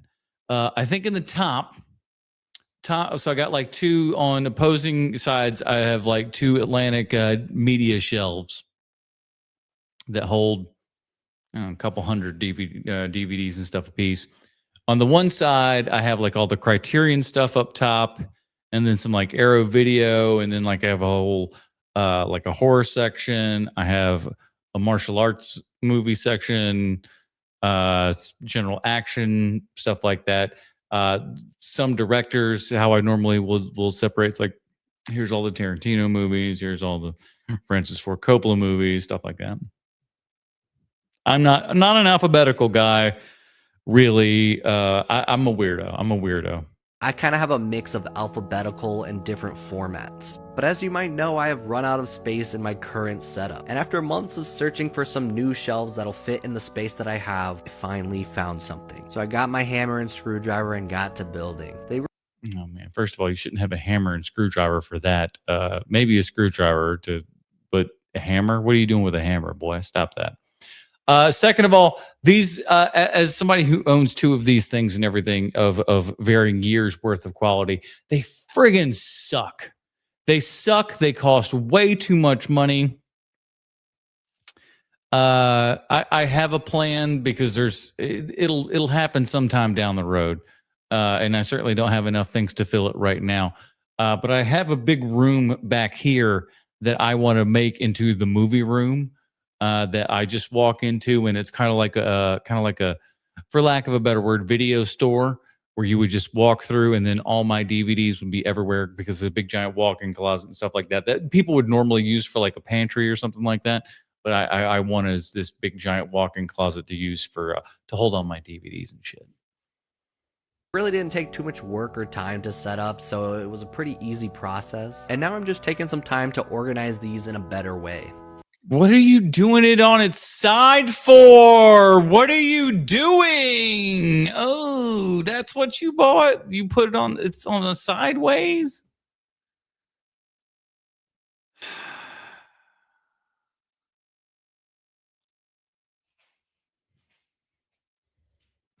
Brother. What a shame. Kevin's back, everybody. There's a difference. Hold on. Let me big in my screen so I can read this. There's a different grain for space than there is for work. Phil Lord and Chris Miller talk at the film out process. Okay.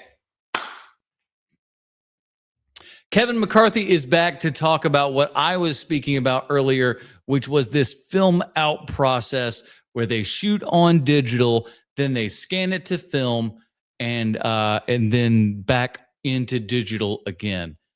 I'm excited for this because this is what makes things actually look interesting and not like just digital crap. I love it so much. Let's hear it. What's really cool, you shoot Alexa 65 on this, and you do film outs. Yep. And as somebody who's obsessed with film and film projection and shooting on film, this looked better than some movies I've seen shot on film, but because you actually are transferring it to film stock. So this process allows you to get like the expressiveness of a like DI like color timing experience, right?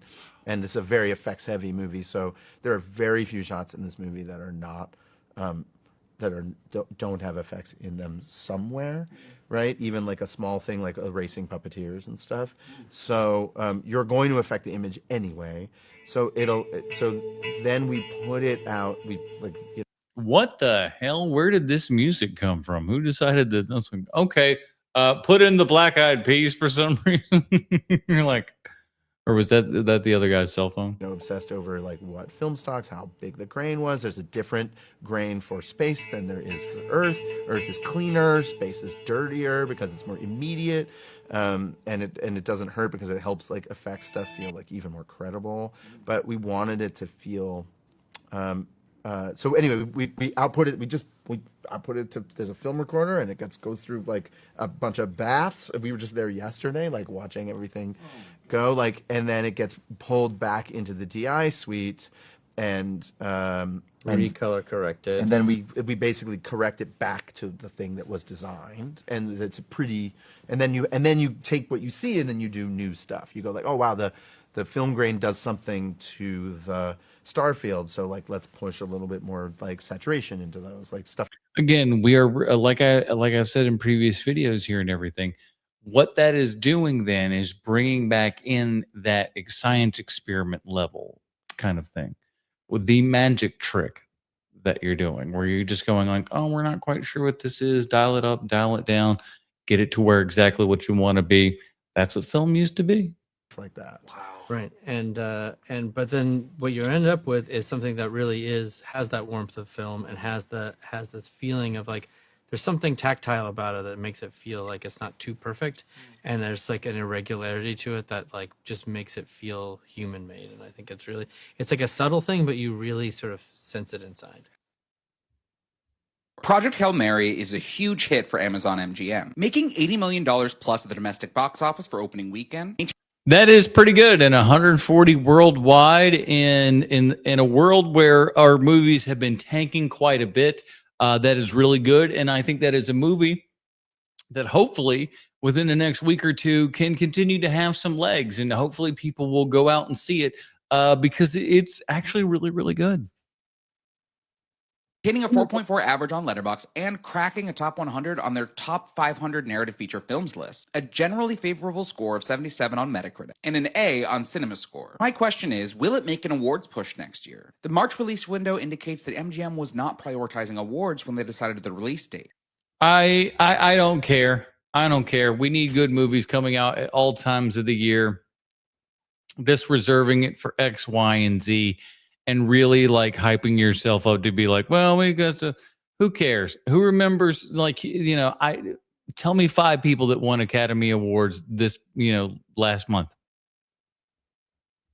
Not many people will be able to do it because guess why? It doesn't count anymore. No one cares. Who gives a shit? If you do, you're crazy. But there's a clear trend in the 2020s with big Oscar contenders being released earlier and earlier, with Sinners being released on April 3rd last year and Everything Everywhere All at Once being released on March 25th. Yeah. Let's break down every award it might be in contention for at the 99th Academy Awards. Boy, we are we're getting there earlier and earlier this year, aren't we? Variety predicts that Ryan Gosling will get nominated for Best Actor. There's some precedent. I could see him getting nominated. I don't know what the other movies are. It's not a flashy performance, so I don't know that I would go so far as to be like, oh yeah, he'll definitely win an Academy Award for this. I don't think so. I think if he gets nominated, it's one of those nominations that's to get people's butts in seats. Here with Matt Damon getting nominated for The Martian. But with the Oscars ignoring most comedy lead performances, and competition for Matt Damon's Odysseus, Tom Cruise in The Digger, and whoever's going to pop up at Cannes, I'm a little less sure about this one. Yeah, I agree. I mean, there's a chance for enough for a nomination. Again, that's more of a stunt nomination, but a win, I don't think so. Not for this performance. It's a good performance, but not for this. I definitely think we're going to get some nominations and probably some wins in production design, VFX, sound design, and cinematography. Very likely. Although Dune and Odyssey feel like they'll be putting up a fight here too. Very a lot of people have likely, been sure. calling this one of the best adaptations of a book since No Country for Old Men. But I'm calling it now that they will not be getting an adapted screenplay nom, and I don't see director in their future either. Best score is a must, although the awards bodies don't tend to nominate modern sounding scores. And costumes would be a really fun nomination, but again, they don't seem to love modern looking stuff, prioritizing period pieces. Yeah, I mean, like, listen, given the blah blah blahs, and Nolan's going to be winning a whole bunch of Oscars. I mean, it's like we're doing historical epic. It's Nolan. It's all on IMAX. Yada yada yada yada yada yada yada. Is more. I don't see it getting a casting nom, although the Sander casting was genius, and I don't see it getting editing either. I do see it getting a Best Picture nom filling that F1 Avatar slot, but with so many great movies and especially big epics being released this year, MGM's going to have to plan some re-releases so they can remind the audience what they felt when they saw this one. Or you could just continue to not have it, like, keep it in theaters for 2 months. And then around that sort of kind of October-ish sort of time, then bring it out on, on 4K and everything like that and have it be like, this is the only way to get it and blah, blah, blah. Make it a big deal. But again, it's like you guys don't even know how to run your own business. It's absolutely ridiculous. Oh, that movie was awesome. All right. When it's time to go home after a movie, if this is another AMC A-list thing, I'm going to jump out of a window. It's time to go home. Caesar is home. And your lady agreed to this, huh? Bravo to you guys. Bravo to you. That's good. That's good. If she's willing to do this and put this together and put it on the internet for the world to see,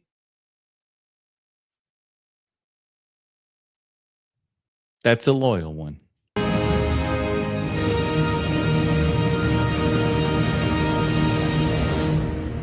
Sorry, Greg, you're staying overnight. I stayed overnight at the movie theater. Did you know that? Yeah. The ones specifically overnight was Once Upon a Time in Hollywood. When that came out, so the movies unlock at 12:01 a.m. Our theater closed at 2 a.m. So at about 2:30, I started up the movie, and that movie is long enough. And so as I was leaving the movie theater, day had broken. So technically, I have spent the night at a movie theater. Feel like the general culture said that X2 was great, so I remember that. Which one was it that when we lived together at Fredonia, you guys came home from the movie theater and you had seen an X movie, and I was like, "Hey guys, how was it?" And you were stoned out of your brains, and you were like, "It was really good, man." Was it? I'll say this, X2, we did go back and review all of the X-Men movies and stuff over the years on on Hero Movie Podcast, which is the former name of this podcast.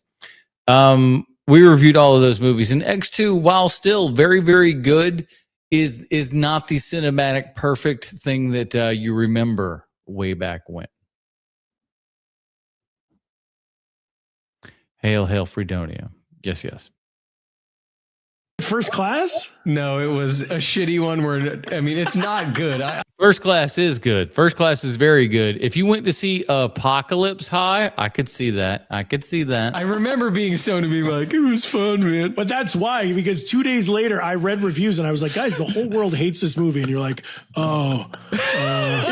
I'll bet it was Apocalypse. The whole world doesn't have the right strain, man. That was the Brett Ratner directed third movie, The Last Stand. How young were you guys? How young were you when that was going on? Which has not made it into X-Men. Look at the, I don't know. I think he was awful young to be all tore up during that film, Sarah. It was almost like you guys couldn't bear to tell me, like, how was it, guys? There's been a number of movies Jeff and I have been to and be like, this is awesome. And then it's like, no, it wasn't. That's a rough one, dude. Video started going around that These sons of bitches. I don't know what it is every time. Maybe they've got some sort of copyright thing where they know how to get past this. I'm gonna fucking fast forward through this. All right. Hold, Jesus.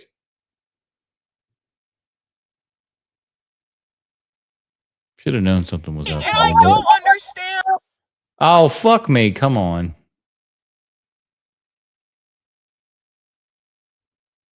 Hold on. Here we go. Ay, ay, ay.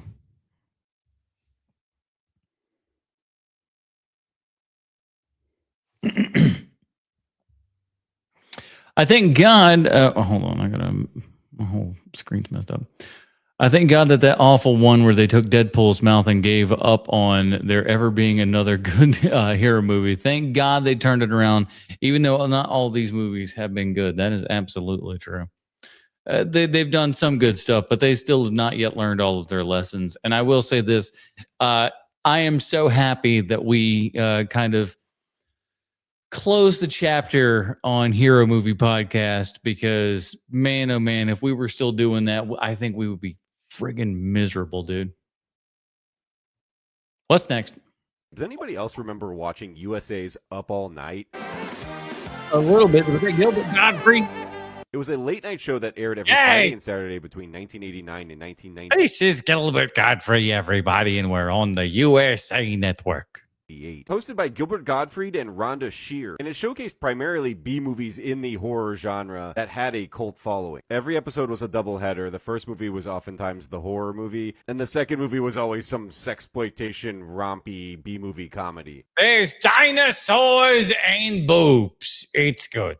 But looking back, this was my first exposure to all of the Friday the 13th movies, for instance. It was also probably my first exposure to drag queens in a lot of ways. I remember seeing 976 Evil on there for the first time. I also distinctly remember watching Fade to Black about a movie buff who goes on a killing spree dressed as various Hollywood characters. Does anybody else remember Jack's Back?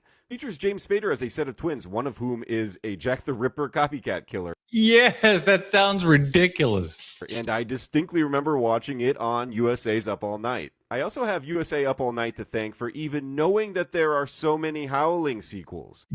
We got the rights to those real easy. Now that The Last Drive-In with Joe Bob Briggs has effectively been canceled, I guess I've been feeling nostalgic for this sort of variety hour, late night double feature format. What is your favorite memory from USA's Up All Night? Or do you have no fucking clue what I'm talking about? I have a clue. I never was, I went to bed early. What's next? I went to one place that I feel like every cinephile should go to once in their life, especially if they go to New York City, and that place is Poster Atati, which I think has literally every single movie poster you could ever imagine.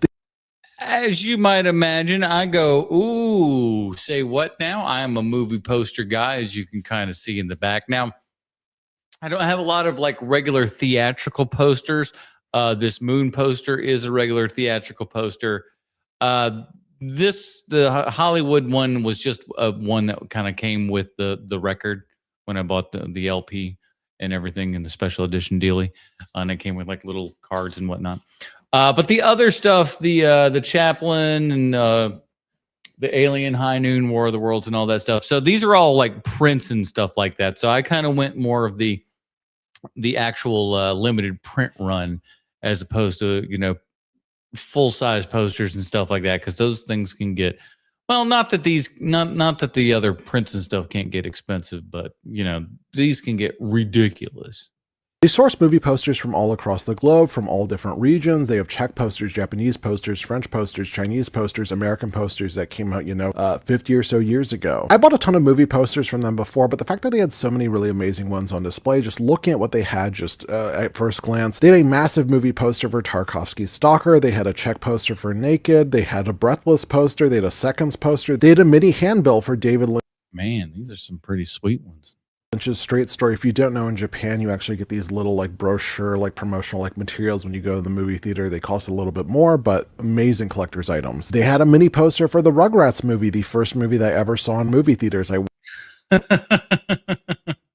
Hey, what can I say? Mine's Pee-wee's Big Adventures, so Wish I actually bought this then. They had a mini poster for Greg Araki's Nowhere. They did a mini poster for Pink Flamingos and Female Trouble as a double bill. They also had a mini poster for Perfect Blue. They had a mini poster for Jurassic Park, which I think might have been an original release.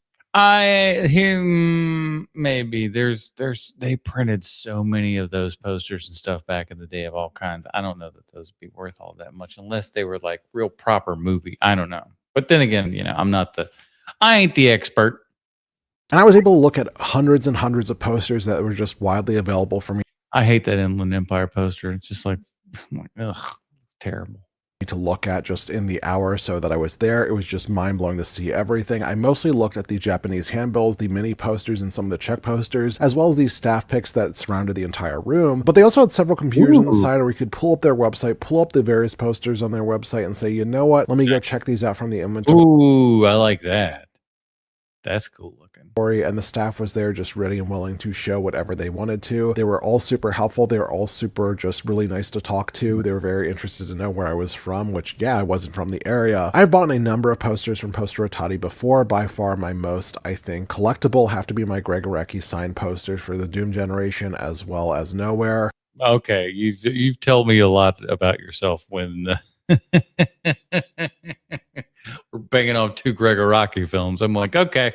2 + 2 is 4. I've also gotten a Muppets postcard before. I've gotten an Alien handbill. I've also gotten an Italian In the Mood for Love poster. It was just mind-boggling to see poster after poster after poster after poster, and it was just a really cool place to be. Again, I really am so appreciative of the staff just for letting me check out everything. I literally just had to walk upstairs, be patient if there's other people there, but this was a really, really cool spot. I'll have to go again if I'm in New York City sometime soon, and please check out Poster Atati.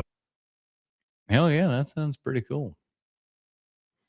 I don't remember much I saw on Up All Night except for some forgotten post-apocalyptic TNA movie. Yeah, that sounds about right.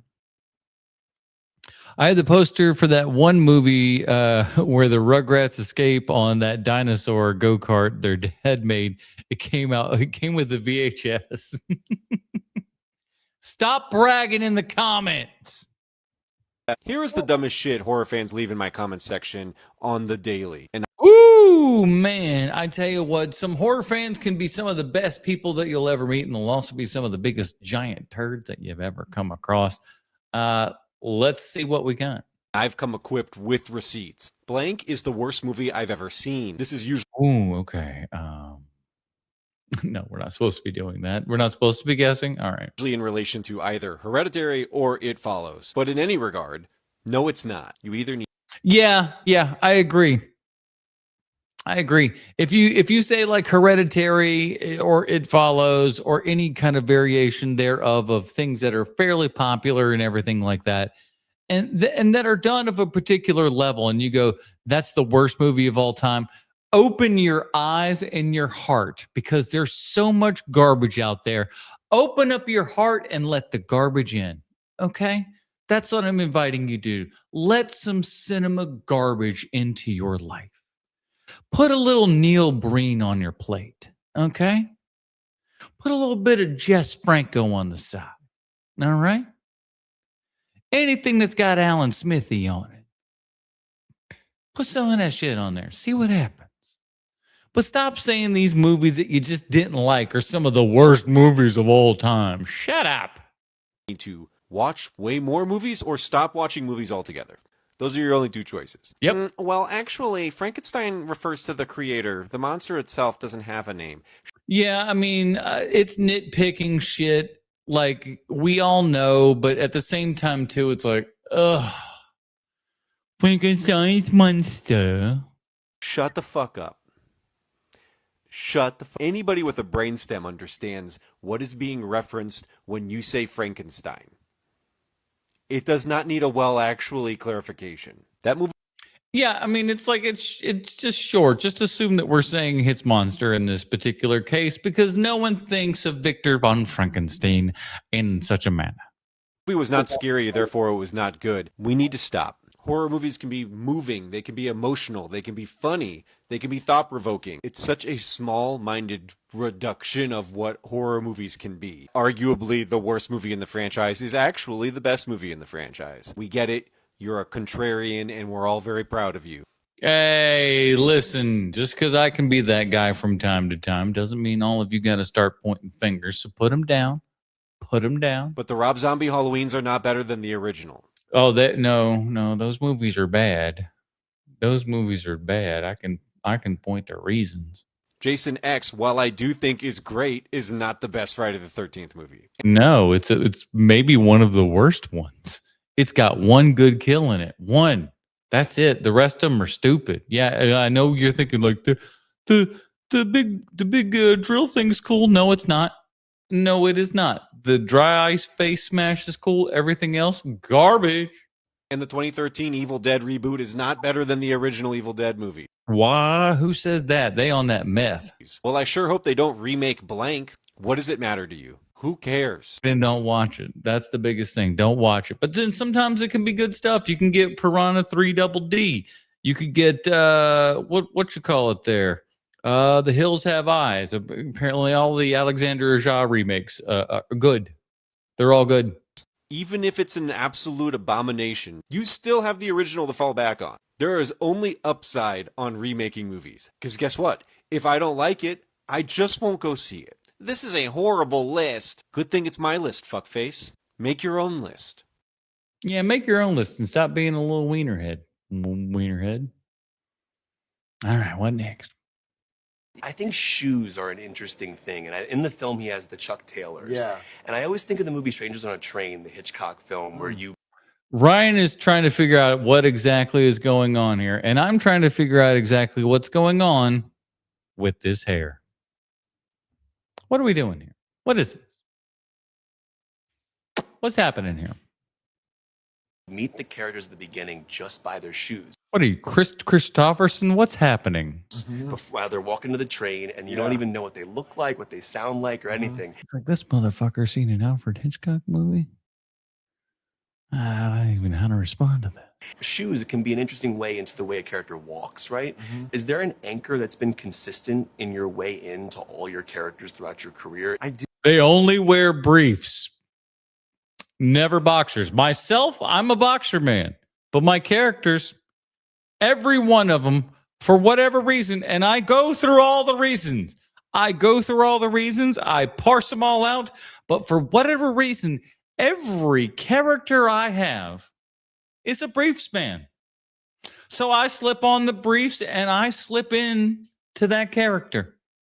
But I'll be honest with you, ladies and gentlemen, when the day is over, the briefs go off, the boxers go back on, and Ryan goes home because it's Ryan's time.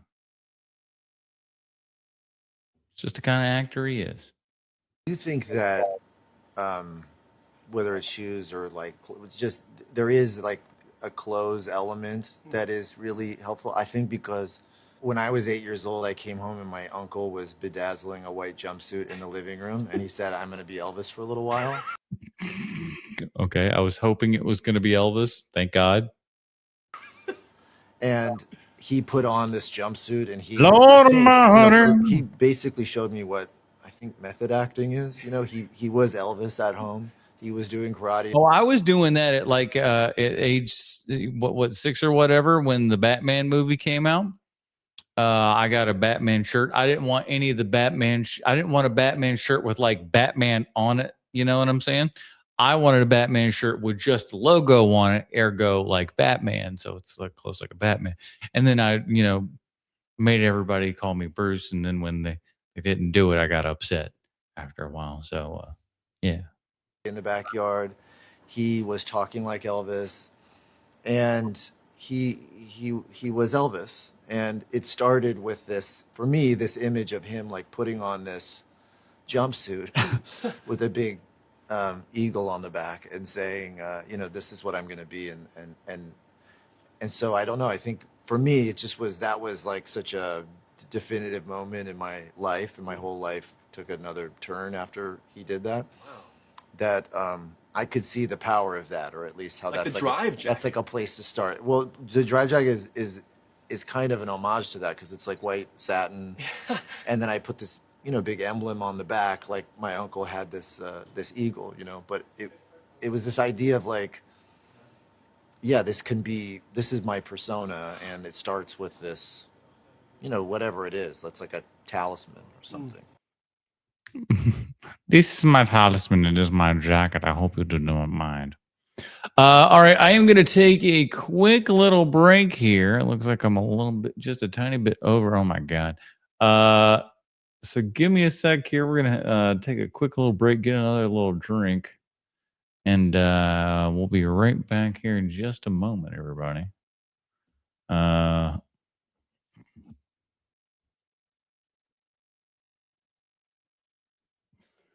All right. We'll be right back here in just a sec. Let me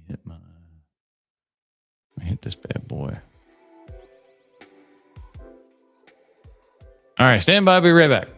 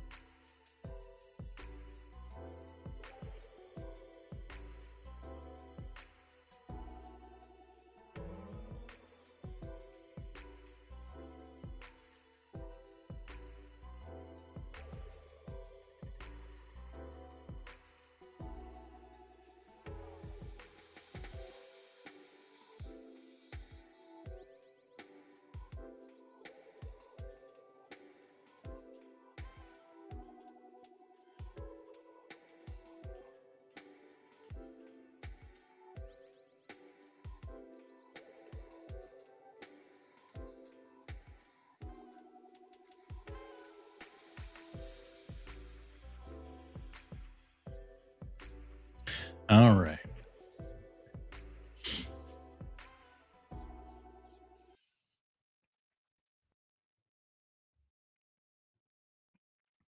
All right, let's get into it. What do we got?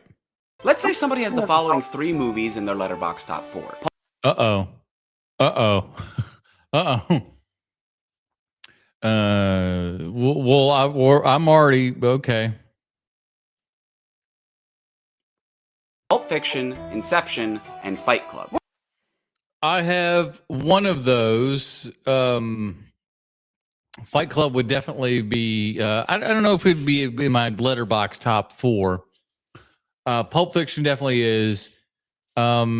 Inception. It's probably my favorite Nolan film. Inception. But how am I a douchebag? Apparently. What movie would you think is most likely to be their 4th? To me, 3 movies immediately come to mind as...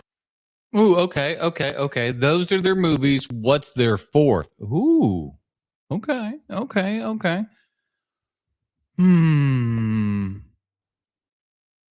I don't know. Contenders: Interstellar, The Wolf of Wall Street, and Whiplash. Yeah, I think Wolf of Wall Street or Whiplash would be good contenders for someone who has all of those together, because it gets the Scorsese thing. So you've got, because you want to kind of have like a diverse portfolio, if you will. So with that person having Pulp Fiction, they got Tarantino, they've got Inception, they've got Christopher Nolan, and I what was the third one? But yeah, adding in like Wolf of Wall Street would get you the Scorsese bump. So I think that would work. Mm-hmm. Now, when I asked my Instagram followers which of these 3 movies would be the most likely to be number 4, the clear winner was The Wolf of Wall Street. And that makes sense. The kind of person you may stare... Yeah. So yeah, Fight Club. Yeah. That feels like that would make sense. Fincher, Nolan, Tarantino, and yeah. And then Scorsese knocking it all out to the top. That makes sense, yeah. Stereotype as loving The Wolf of Wall Street, you might also expect to love these other 3 movies. But the thing is, all of these people are wrong. You see, Letterboxd... Oh my God. Oh my fucking God. You better have some receipts. Otherwise, you're just going to be like, I asked everybody, I got an answer, and fuck you, you're wrong. Okay, you better be coming with some receipts, little man. To filter users by the movies they have listed in their top 4. So I decided to scour the over 170 accounts I could find that had Pulp Fiction, Inception, and Fight Club listed in their top 4 and merely take note of their 4th. That is a little bit psychotic, but okay.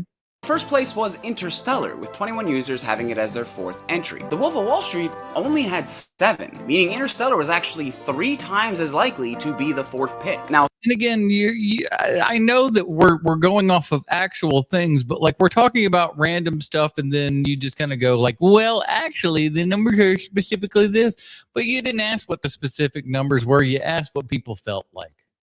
Feeling and actual things are different. Let's just, you're gonna knit some picks. Guess what, bitch? So will I. Second and third place behind Interstellar were movies that I didn't even list here. In second place was The Dark Knight with 18 users, and in third... Okay, so it's clear then that people are just Nolan heads. And yeah, that checks out. It checks out because a lot of Nolan people are consistently Nolan devotees. I think that's the nice way I'll put it. My 3 favorite movies are... Escabanda in the Moonlight. I hate you. What are you doing to me? Zone Troopers and Brain Smasher, a love story. Get some weird stuff on your list. No shit. Well, listen, we all can't be the MVD. How dare you? All those shoes too big to fill.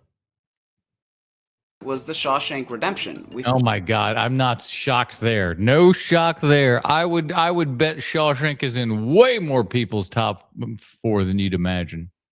Just 9. Next up, 4 movies actually tied with The Wolf of Wall Street's 7 users: Scarface, Shutter Island, Inglourious Bastards, and So 7N. And after I'd listen, I think that we're really starting to put something together here.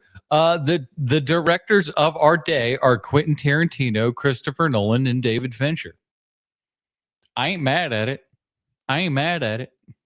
You know? No complaints from me. That Eternal Sunshine of the Spotless Mind actually tied with Whiplash, both having 5 users. What's going on here? Well, you see, all of you fell for my base rate fallacy trap card. For example, look at this guy. Do you think he's more likely to be a roofer or a nurse? He's a Whiplash fan. Look at him. Look at that motherfucker. You tell me that guy don't love Whiplash? He loves it. He looks like he would be a nurse because of his lack of facial hair and blah blah blah and all that kind of good stuff. We can easily do math and yeah, we're all judgy. Yes. If you said roofer, you're wrong, because there are a lot of nurses, over 5 million of them, meaning there's over 500,000 male nurses. But there's only like 2. But I looked at his face and I could tell you that he wasn't a construction worker. What's that about? Why the squat?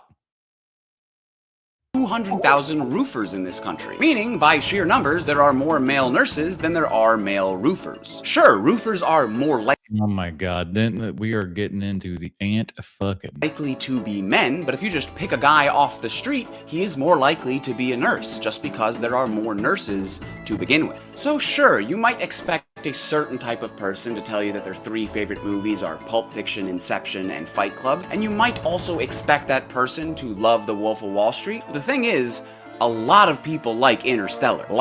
A lot. In fact, Interstellar appears in more top 4 lists than any other movie on Letterboxd. So even though The Wolf of Wall Street feels like a better fit thematically, Interstellar is the most likely 4th choice just because there are so many people that have Interstellar in their top 4. I'd imagine. Oh, do you see what he's saying here overall? I think it's actually the more poignant point of all of this is these people don't think about rounding out thematic things within their top 4. They're just a bunch of ding, ding, ding dum-dums that will go through just like, this is my favorite. Sure, they're all Christopher Nolan, but I love them.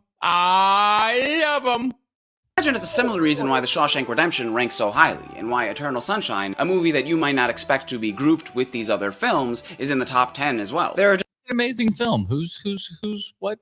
What are you talking about? Just so many people that like these movies that they were just bound to be the most likely options to begin with. Good movies are good, everybody. You heard it here. I started with the actual exoplanet that he's from, and I built that up, and I figured out, okay, how do you end up having liquid water on a planet that's so close to its star? This is some nerd shit, everybody. Lock in. You need a big, thick atmosphere, and then to keep an atmosphere, it needs to be made out of something fairly heavy molecules, so I picked ammonia, and then it needs a strong magnetic field to keep from being sandblasted off by the sun, so it needs to spin around fast. So bit by bit, I was developing what the world must be like in order to support life at all. And then I started thinking, well, really, that world, that biosphere is going to be more like an ocean, because light doesn't make it all the way to the surface. That's why iridians don't have eyes. And so there's crazy. This is like, come on. There's plant-like things floating in the upper atmosphere, then things below that eat those, and things below that eat those. Just like we have ocean life way further down than there is any sunlight. I am Rocky. As for Rocky's personality, well, he was one of a crew of like 26 Iridians who were sent on a desperate mission, very similar to what the humans are going through. They have to find out why their star is dimming, and they figured out that Tau Ceti isn't dimming, and they've got to find out why. And he was the only survivor because they're not as advanced as we are scientifically when it comes to space travel. So they only discovered radiation when they went out there and it killed them. Only Rocky's Hey, everybody. Oh, damn, it killed us. survived because he was the main engineer, and so he lived by the engines where all the astrophage is, and that blocked the radiation, and that's it. And they also never discovered relativity because they're just not as advanced as we are in mathematics. But boy, are they good at materials science. Huh. I tell you what, these nerds be thinking of all the things, man.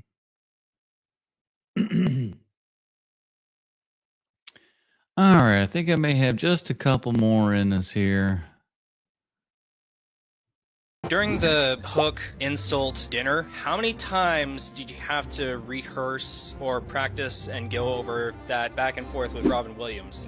Old Dante Bosco, man. He was obviously Rufio was the most memorable of the Lost Boys in Hook and everything.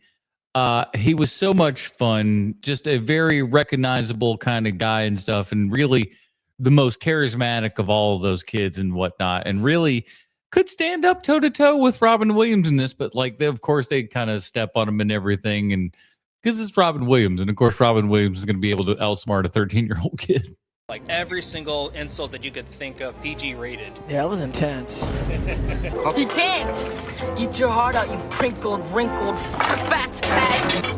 You're a very ill-mannered young man. You're you know a that? slug-eating worm. It was like at least a day or two of doing that scene. I remember like people love the food fight scene and the insult scene, and it's great. I'll watch it. It's great. But like, I'm an actor, so my feeling of it, if you look at, that's the scene where I like start losing my. It is like, it really is, and it shows you how good of an actor this kid was. Is because he is the one that's kind of been in charge of all the Lost Boys here, and this outsider comes in, who's this fabled possible, you know, he was there at one point and all of a sudden he's back. Could this possibly be that guy? There's no way he's that guy. This is some old, you know, old piece of crap and everything. We're the Lost Boys, damn it. We roll cool around here. And then when it's like, oh no, this guy might have that sort of thing, and his like apprehension, again, this is all of Steven Spielberg is the man that's behind it. That's why it's as good as it is. That's why the kid acting is as amazing as it is. It's Steven fucking Spielberg, everybody. Come on. So my feeling of that scene is always uneasy feeling for me personally, but everyone loves it. I'm like, I know you love it, but I kind of don't like it.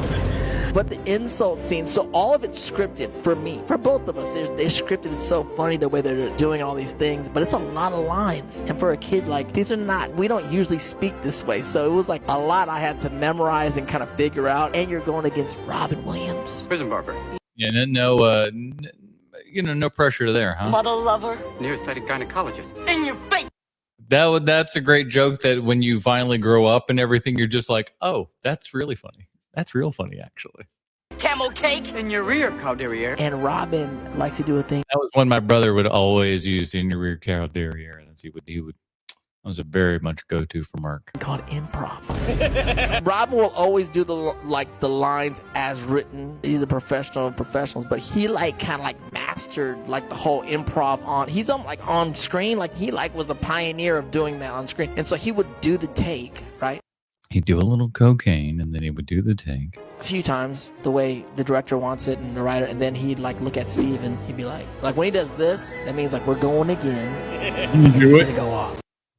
He's like, wind it back, or we're gonna do what we're gonna do. Lion King composer Lebo M is suing a Zimbabwean comedian based in America for misrepresenting the lyrics of the Nansi Ngonyama chant. You know, the one. I didn't know this was possible. I didn't know this was a thing. So I saw this video clip on the internet, right? So this guy, this guy on the bottom right here, he's on Godfrey's podcast, the comedian, and he's singing what one would suspect was the thing to the Lion King. I don't know the words, and that's kind of the whole point. Is it seemed that like nobody knows the words, and this gentleman right here was like, "Oh, these are the words." And he goes and he sings them, and everybody's like, oh, shit, we didn't know that these was the words. That's amazing. That's crazy.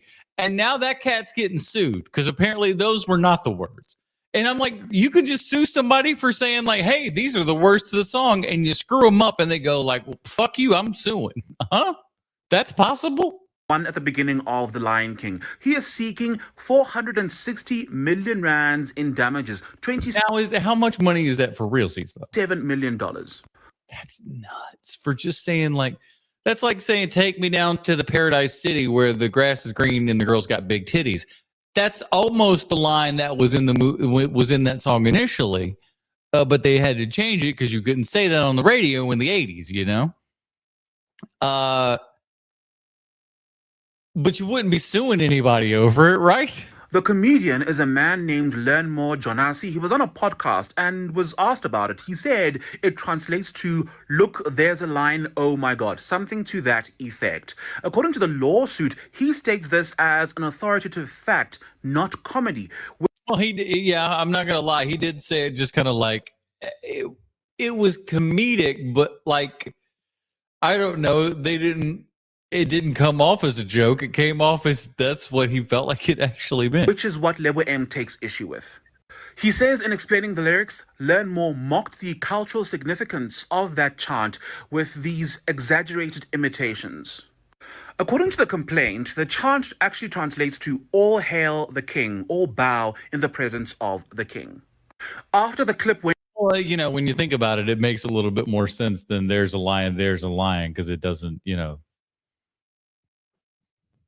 makes sense. Went viral. Lebo M reached out to the comedian. They had an exchange via social media, and the comedian stuck to his guns. Happy Thursday.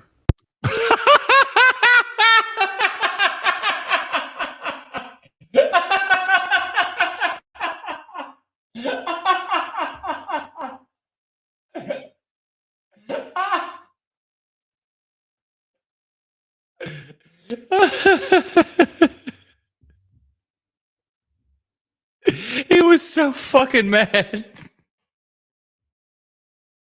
Happy Thursday. Fuck you. That's so great. Oh. I'm here. What did I miss? You missed 2.5 hours worth of programming. What did you miss? If you only knew how much actual video I had left, I'm not going to do all of this. There's no fucking chance. And since you're on mobile there, sirs, how about you hit that like button and the hype button as well? Try to get us, maybe into the double digits of viewers. That'd be tits. I'm probably getting demonetized just for that. The final season of Game of Thrones will be recreated by fans with AI. I stopped this and I was like, what are we even talking about here?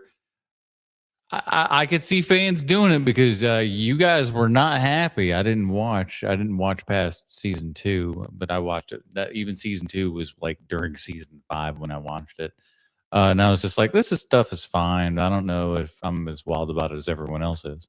To give it a proper ending, this person on Twitter predicted that would happen within a year at most, and lots of people are making fun of them for that. But I happen to agree with that poster, and I am not an AI guy at all, mainly just because of what I do for a living. See, the people who are mocking him generally have two arguments. One is that the technology will not be able to recreate an entire season of a TV show based just on a prompt.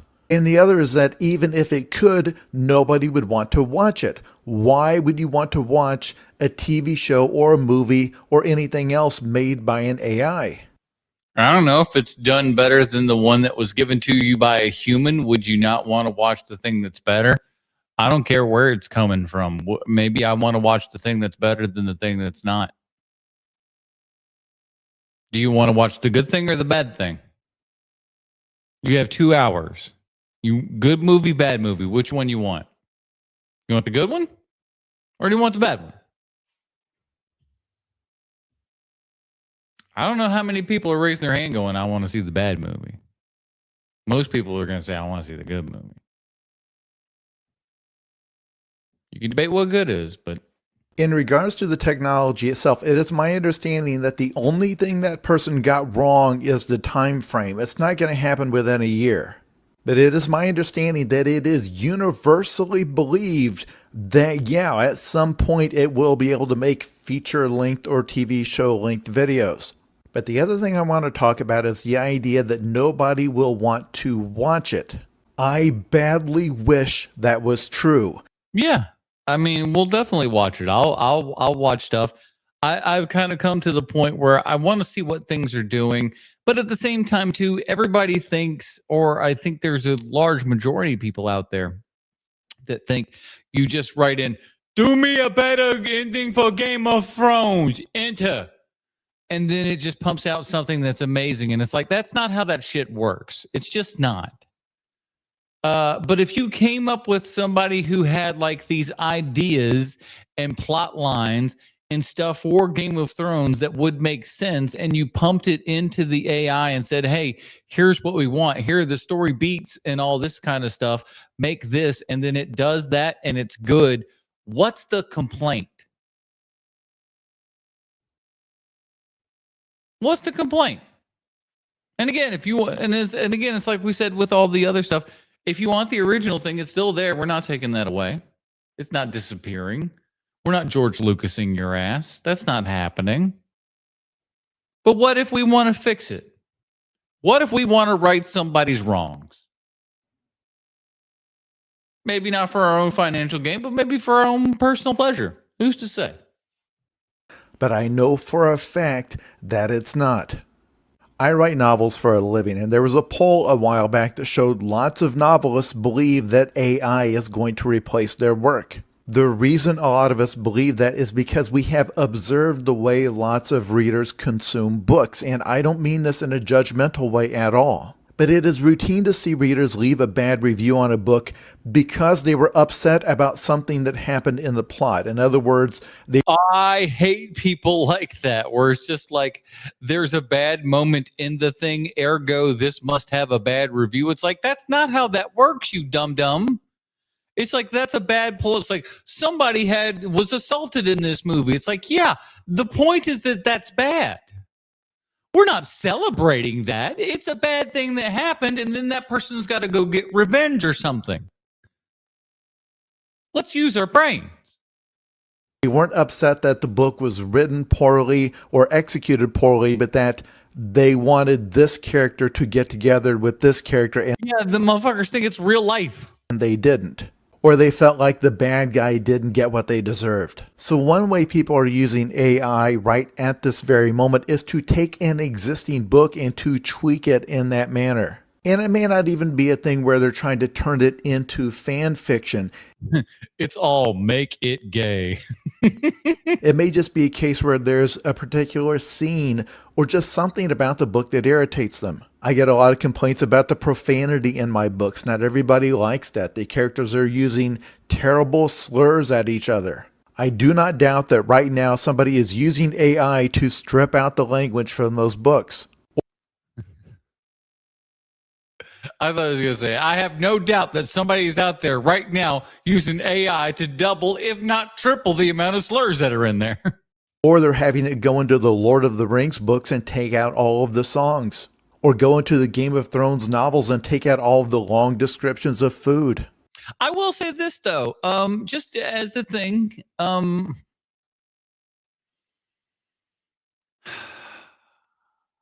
if it's for you,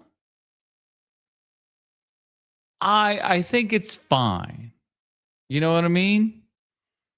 If you want to do something and it's for you, you're not making money off of it. You're not profiting.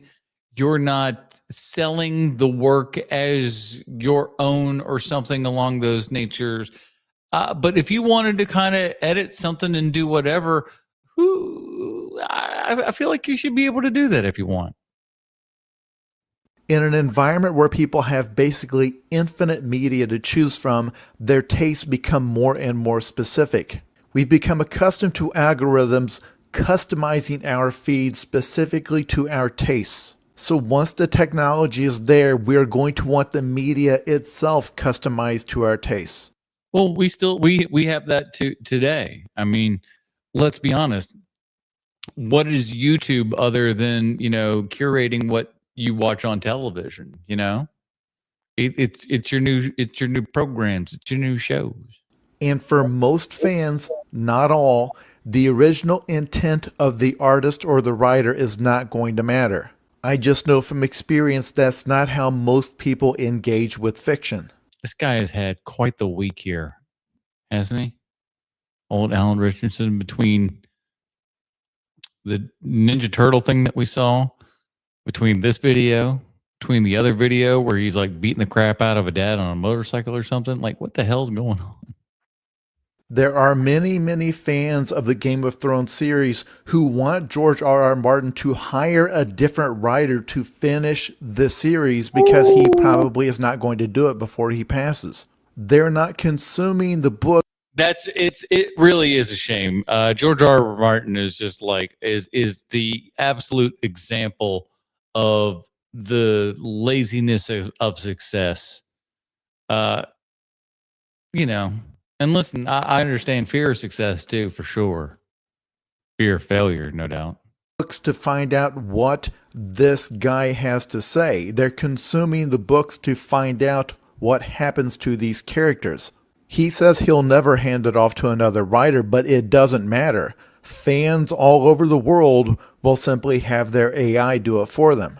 And they can tell the computer, I want Jon Snow to have a happy ending at the end. I want Arya to still be alive. I want Daenerys to sit on the Iron Throne, but feel free to throw in surprises and twists along the way.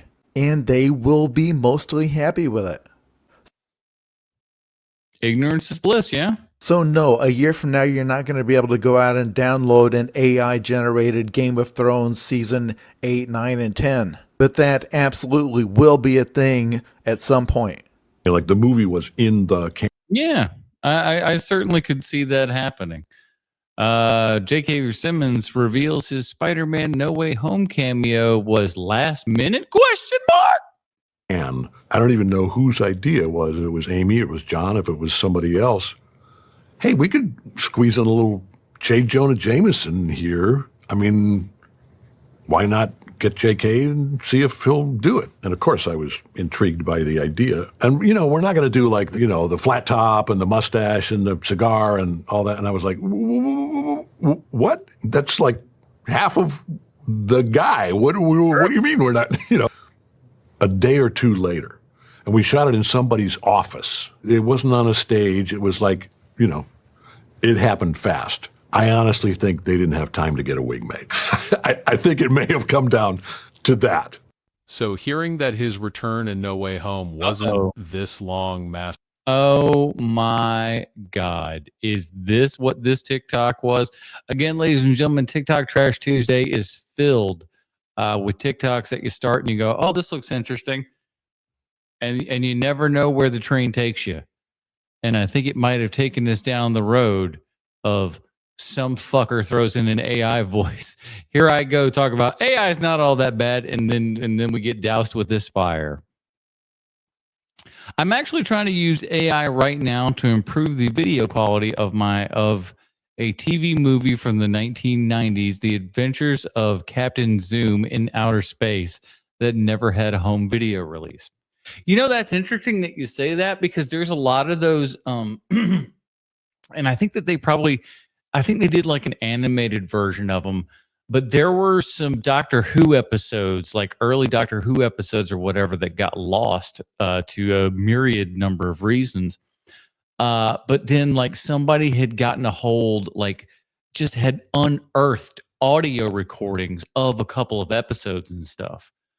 Only audio, but had the entire audio for those specific episodes and stuff.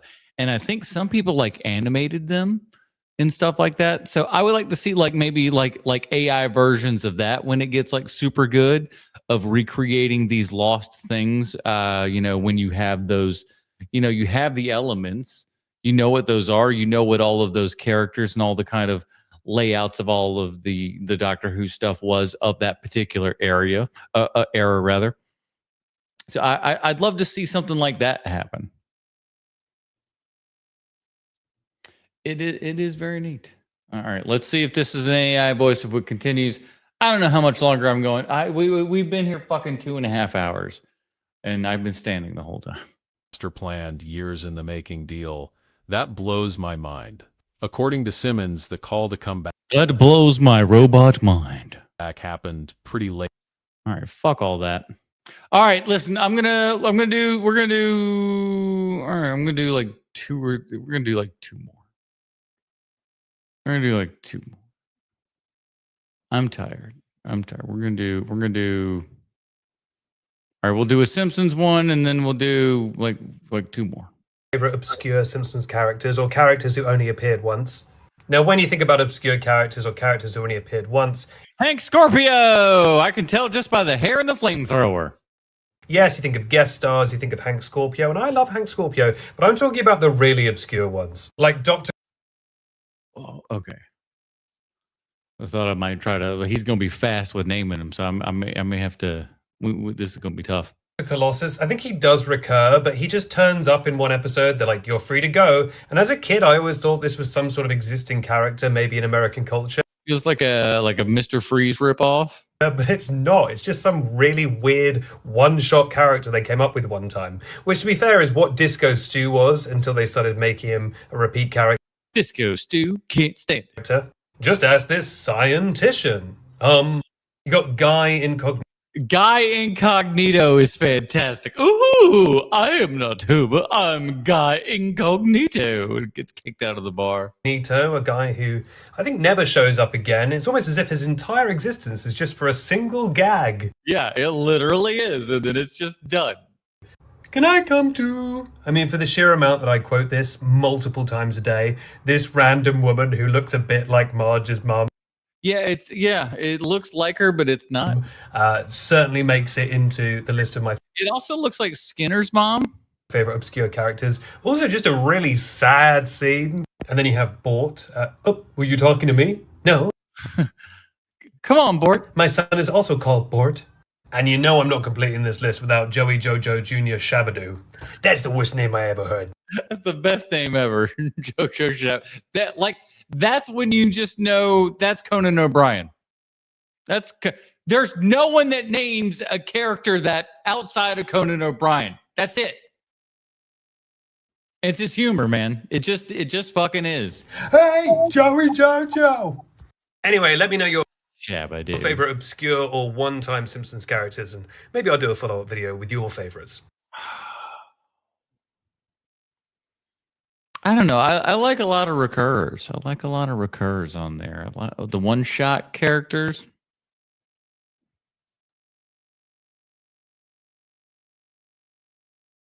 I'm more of a recurring guy. You know which movie franchise I think actually only has one good film? I stopped it right there. I thought that's a fantastic idea. What movie franchise only has one good film? Because when you think about it, a lot of these, like even your long-standing ones, have at least a couple.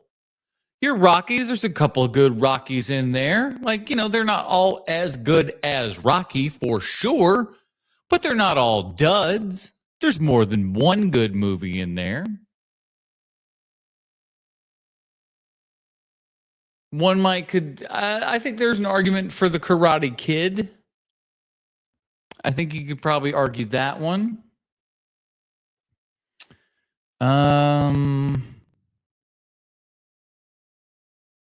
I would say even Fast and the Furious. There's they're of equal level, I would say. But only one real good one. Because there's plenty of Star Wars, Star Trek, tons of those. The Matrix, that's correct. That's your answer. That's the real answer. That is the real answer right there. Second great answer, Alex. Yes, and yes. Austin Powers, also absolutely correct. It is not an opinion that is held by a lot of people, but it is the correct opinion, sir. The correct one. Garfield, wait a minute. That's Terminator. Yeah. Right, I actually think Terminator.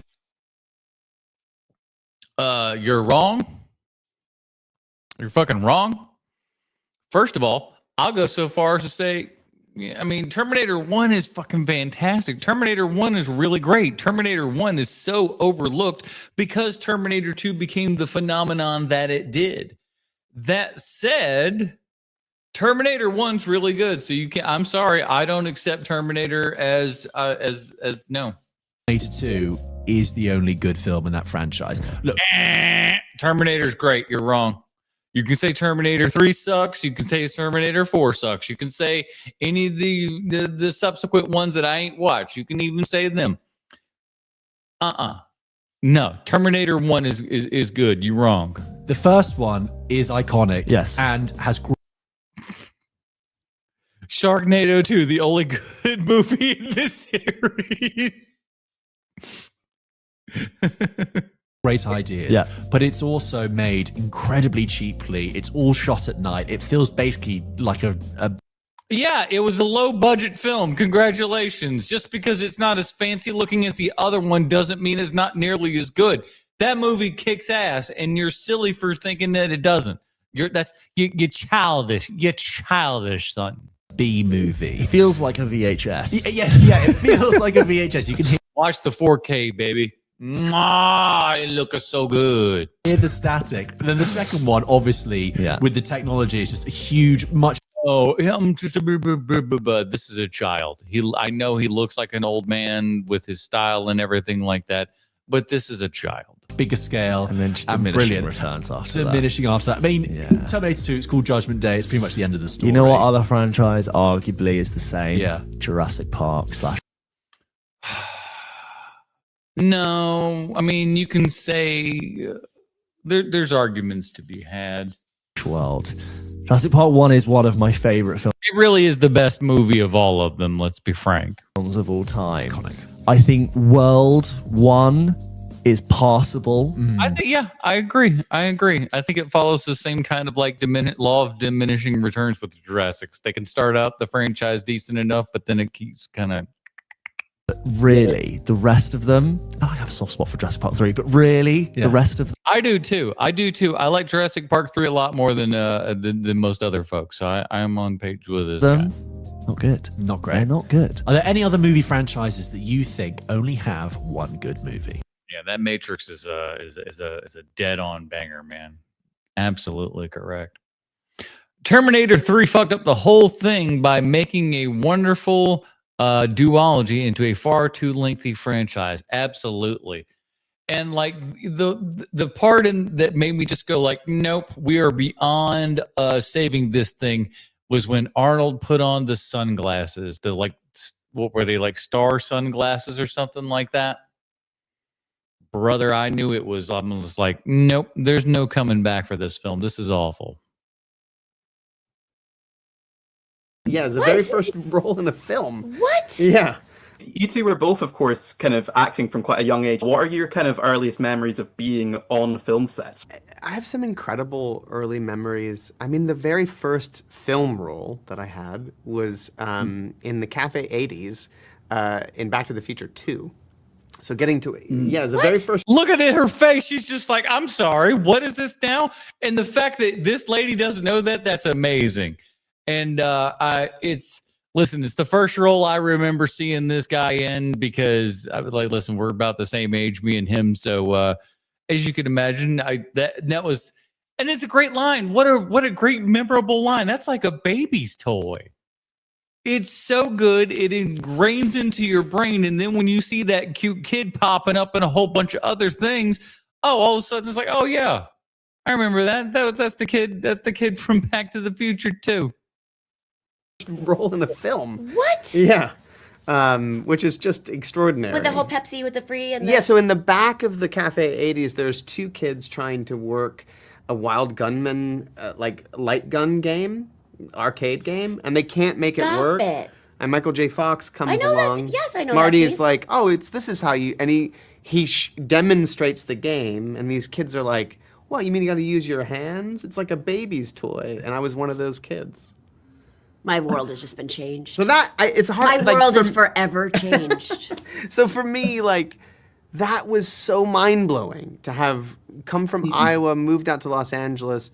And you're working with Robert Zemeckis and Michael J. Fox. What the fuck? Start working and doing like commercials and things, and then be on that film set. Because I had seen Back to the Future. I love that film. So to be in like the Hill Valley downtown area all dressed for the future. I can't. This whole interview is over for me because I'm just going to be playing the scene and there's so much going on in my head right now. It was pretty awesome. He's the exact same height. No, we got one more after this. How much cock do you suck with that stash? As much as your dad allows. He is quite appreciative. Tarantino's written a screenplay, but because he has this fucking rule for himself that he's only going to direct 10 movies in his entire career, he didn't want to direct this, right? He's already broken the 10 movie thing. Because Kill Bill is not one fucking... Yeah, it is. Yeah, it is. Yeah, it is. Yeah, it is. You'll never convince me that that's 2 volumes. You're wrong. So go ahead. Movie. It's 2 movies. I have some issues with Quentin Tarantino. I think he's up his own arse. He's very verbose and... Well, I mean, you're British, so if anybody knows about that. All his characters sound the same as him. I think he is... disagree, but okay. Is incredibly talented. Pair a screenplay written by that man with David Fincher. We know that he has a very strong hand in the doctoring and amending and polishing of the screenplays that he works on. This... To a degree, I think you could say, but this is a match made in heaven. Fincher tightening a Tarantino script, that to me is the recipe for a perfect fucking movie. A nice lean Fincher sausage full of Quentin Tarantino sausage meat. Boy, oh boy, I tell you what, they've got quite the way with words over there, as do you glorious babies from the chat and everything. That is it, everybody. Another TikTok Trash Tuesday in the bin, as it were. Check us out Sunday evening, 8 p.m. We will finally be talking about Fight Club as we pushed it 1 week to throw in Project Hail Mary. And check out Project Hail Mary. Our full review of that is up on here on YouTube. So go check all that good stuff out. And check out Sean Likes Spaceships over on YouTube. The links are in the show notes for that as well. Go over there and say hi to Sean. He's got a brand new channel, and you always need as much help and everything as you can with brand new channels. Get some eyeballs out there and everything. So this will be your first time seeing Fight Club. MVD, I hope you don't. You probably do know some spoilers, but boy, I wish you didn't know anything and went in solid cold with nothing with this. And it's also a damn shame that we didn't push this even further, because you know what? They are showing Fight Club on the big screen on my birthday this year, April 22nd. Fight Club will be on the big screen, and then on like May 12th or 15th, somewhere around there, probably like second week of May, they're putting out Fight Club on 4K finally. So I'm going to be Fight Clubbed out the wazoo here over the next 2 months, but you know what? 3 months, really, almost. But that don't mind me none, because I quite enjoyed that film, and we'll be talking all about it come this Sunday here on YouTube, 8 p.m. Eastern. Until then, everybody, hit that like and subscribe button, all those fun things. We really appreciate you. We love you over here, and we'll see you next weekend or next week for another TikTok Trash Tuesday, and of course, an H&P proper on Sunday. Love you so much. Bye-bye. Enjoy tonight, everybody.